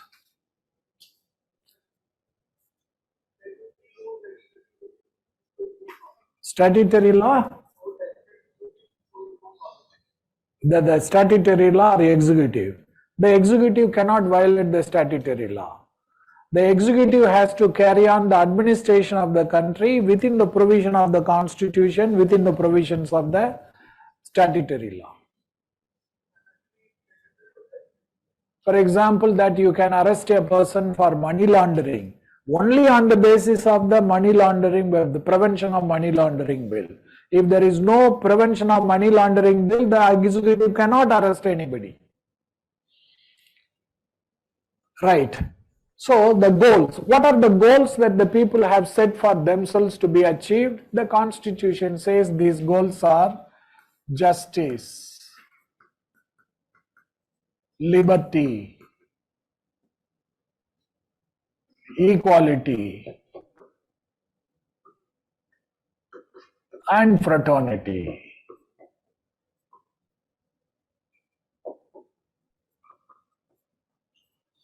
So these are the four broader goals that the people of India want to achieve for themselves, and that is found in the constitution.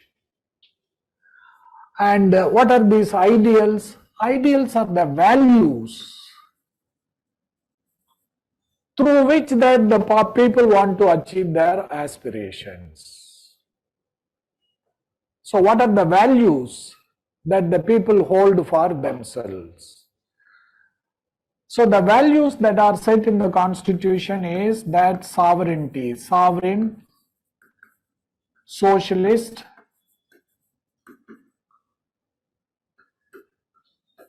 secular, democratic republic.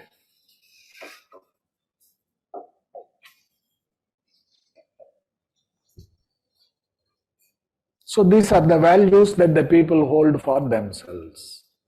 For example, they want to achieve justice through democratic means, not through dictatorship, not through authoritarian rule.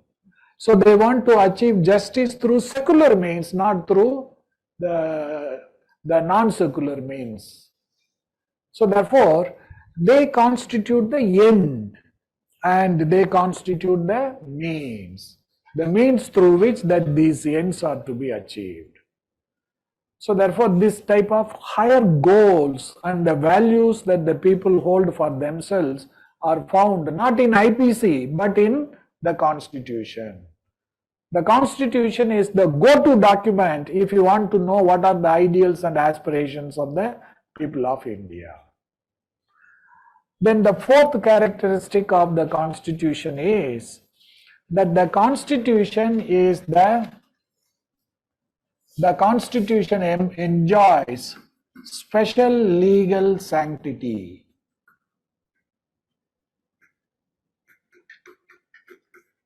So the Constitution enjoys special legal sanctity.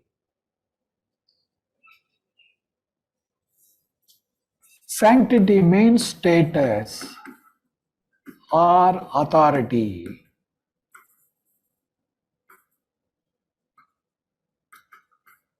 So the Constitution enjoys a special legal authority or legal status, whereas all the laws that we have seen, item number 2 to 8 that we have seen, they enjoy just legal status, legal sanctity.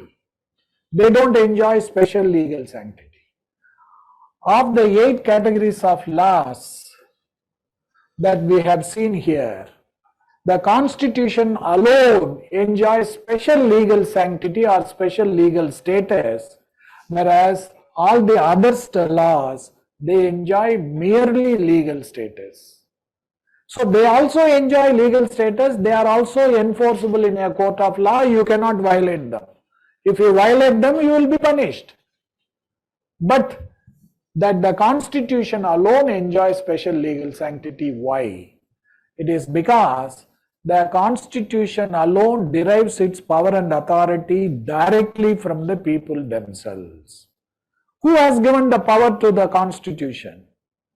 That the people, we the people of India, having enacted and adapted and given the Constitution to ourselves. So therefore the Constitution declares that it is the people who had conferred the power, authority, status of the Constitution. Whereas all other the laws, they do not derive their power and authority directly from the people, they derive their power and authority indirectly from the people. In a democratic state, who are the ultimate sovereigns? The people are the ultimate sovereigns. So in any democracy, ultimately the sovereignty lies collectively with the people of the country. So therefore the people have given that Constitution its authority, whereas from the Constitution they all derive their power and authority. So because of this, the Constitution is special. Then the last thing about the Constitution is, the Constitution establishes a relationship between the government and the people. So there exists a relationship established by the Constitution between the government and the people. And this relationship is legal relationship. So what kind of relationship it is? That it is legal relationship.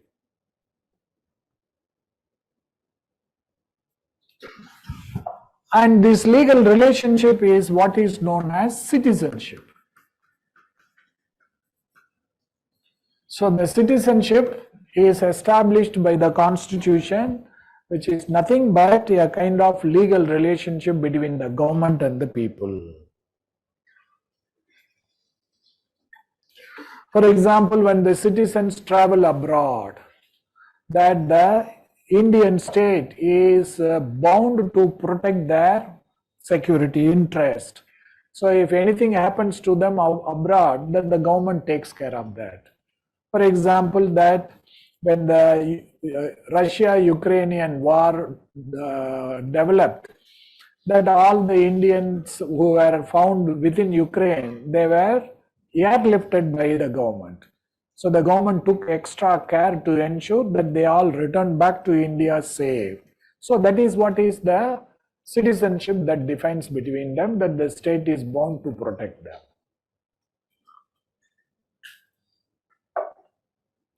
Thus, to conclude, the constitution is the ultimate legal document of a country, and it is held with the highest reverence.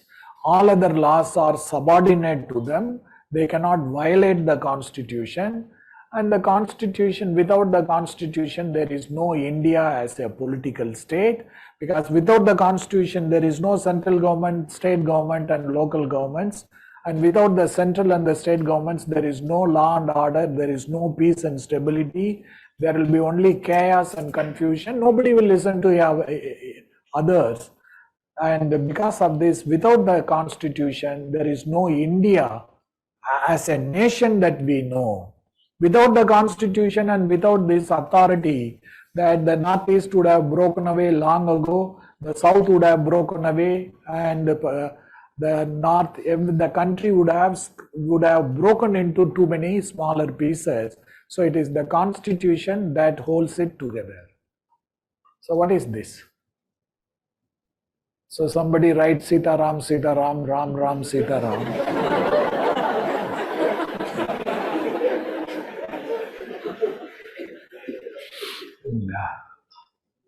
So anyway, we are concerned about the secular issues, and fortunately the exam also is concerned about secular issues. All right, so we will start with the regular classes from tomorrow. So I will see you in the next class. Thank you.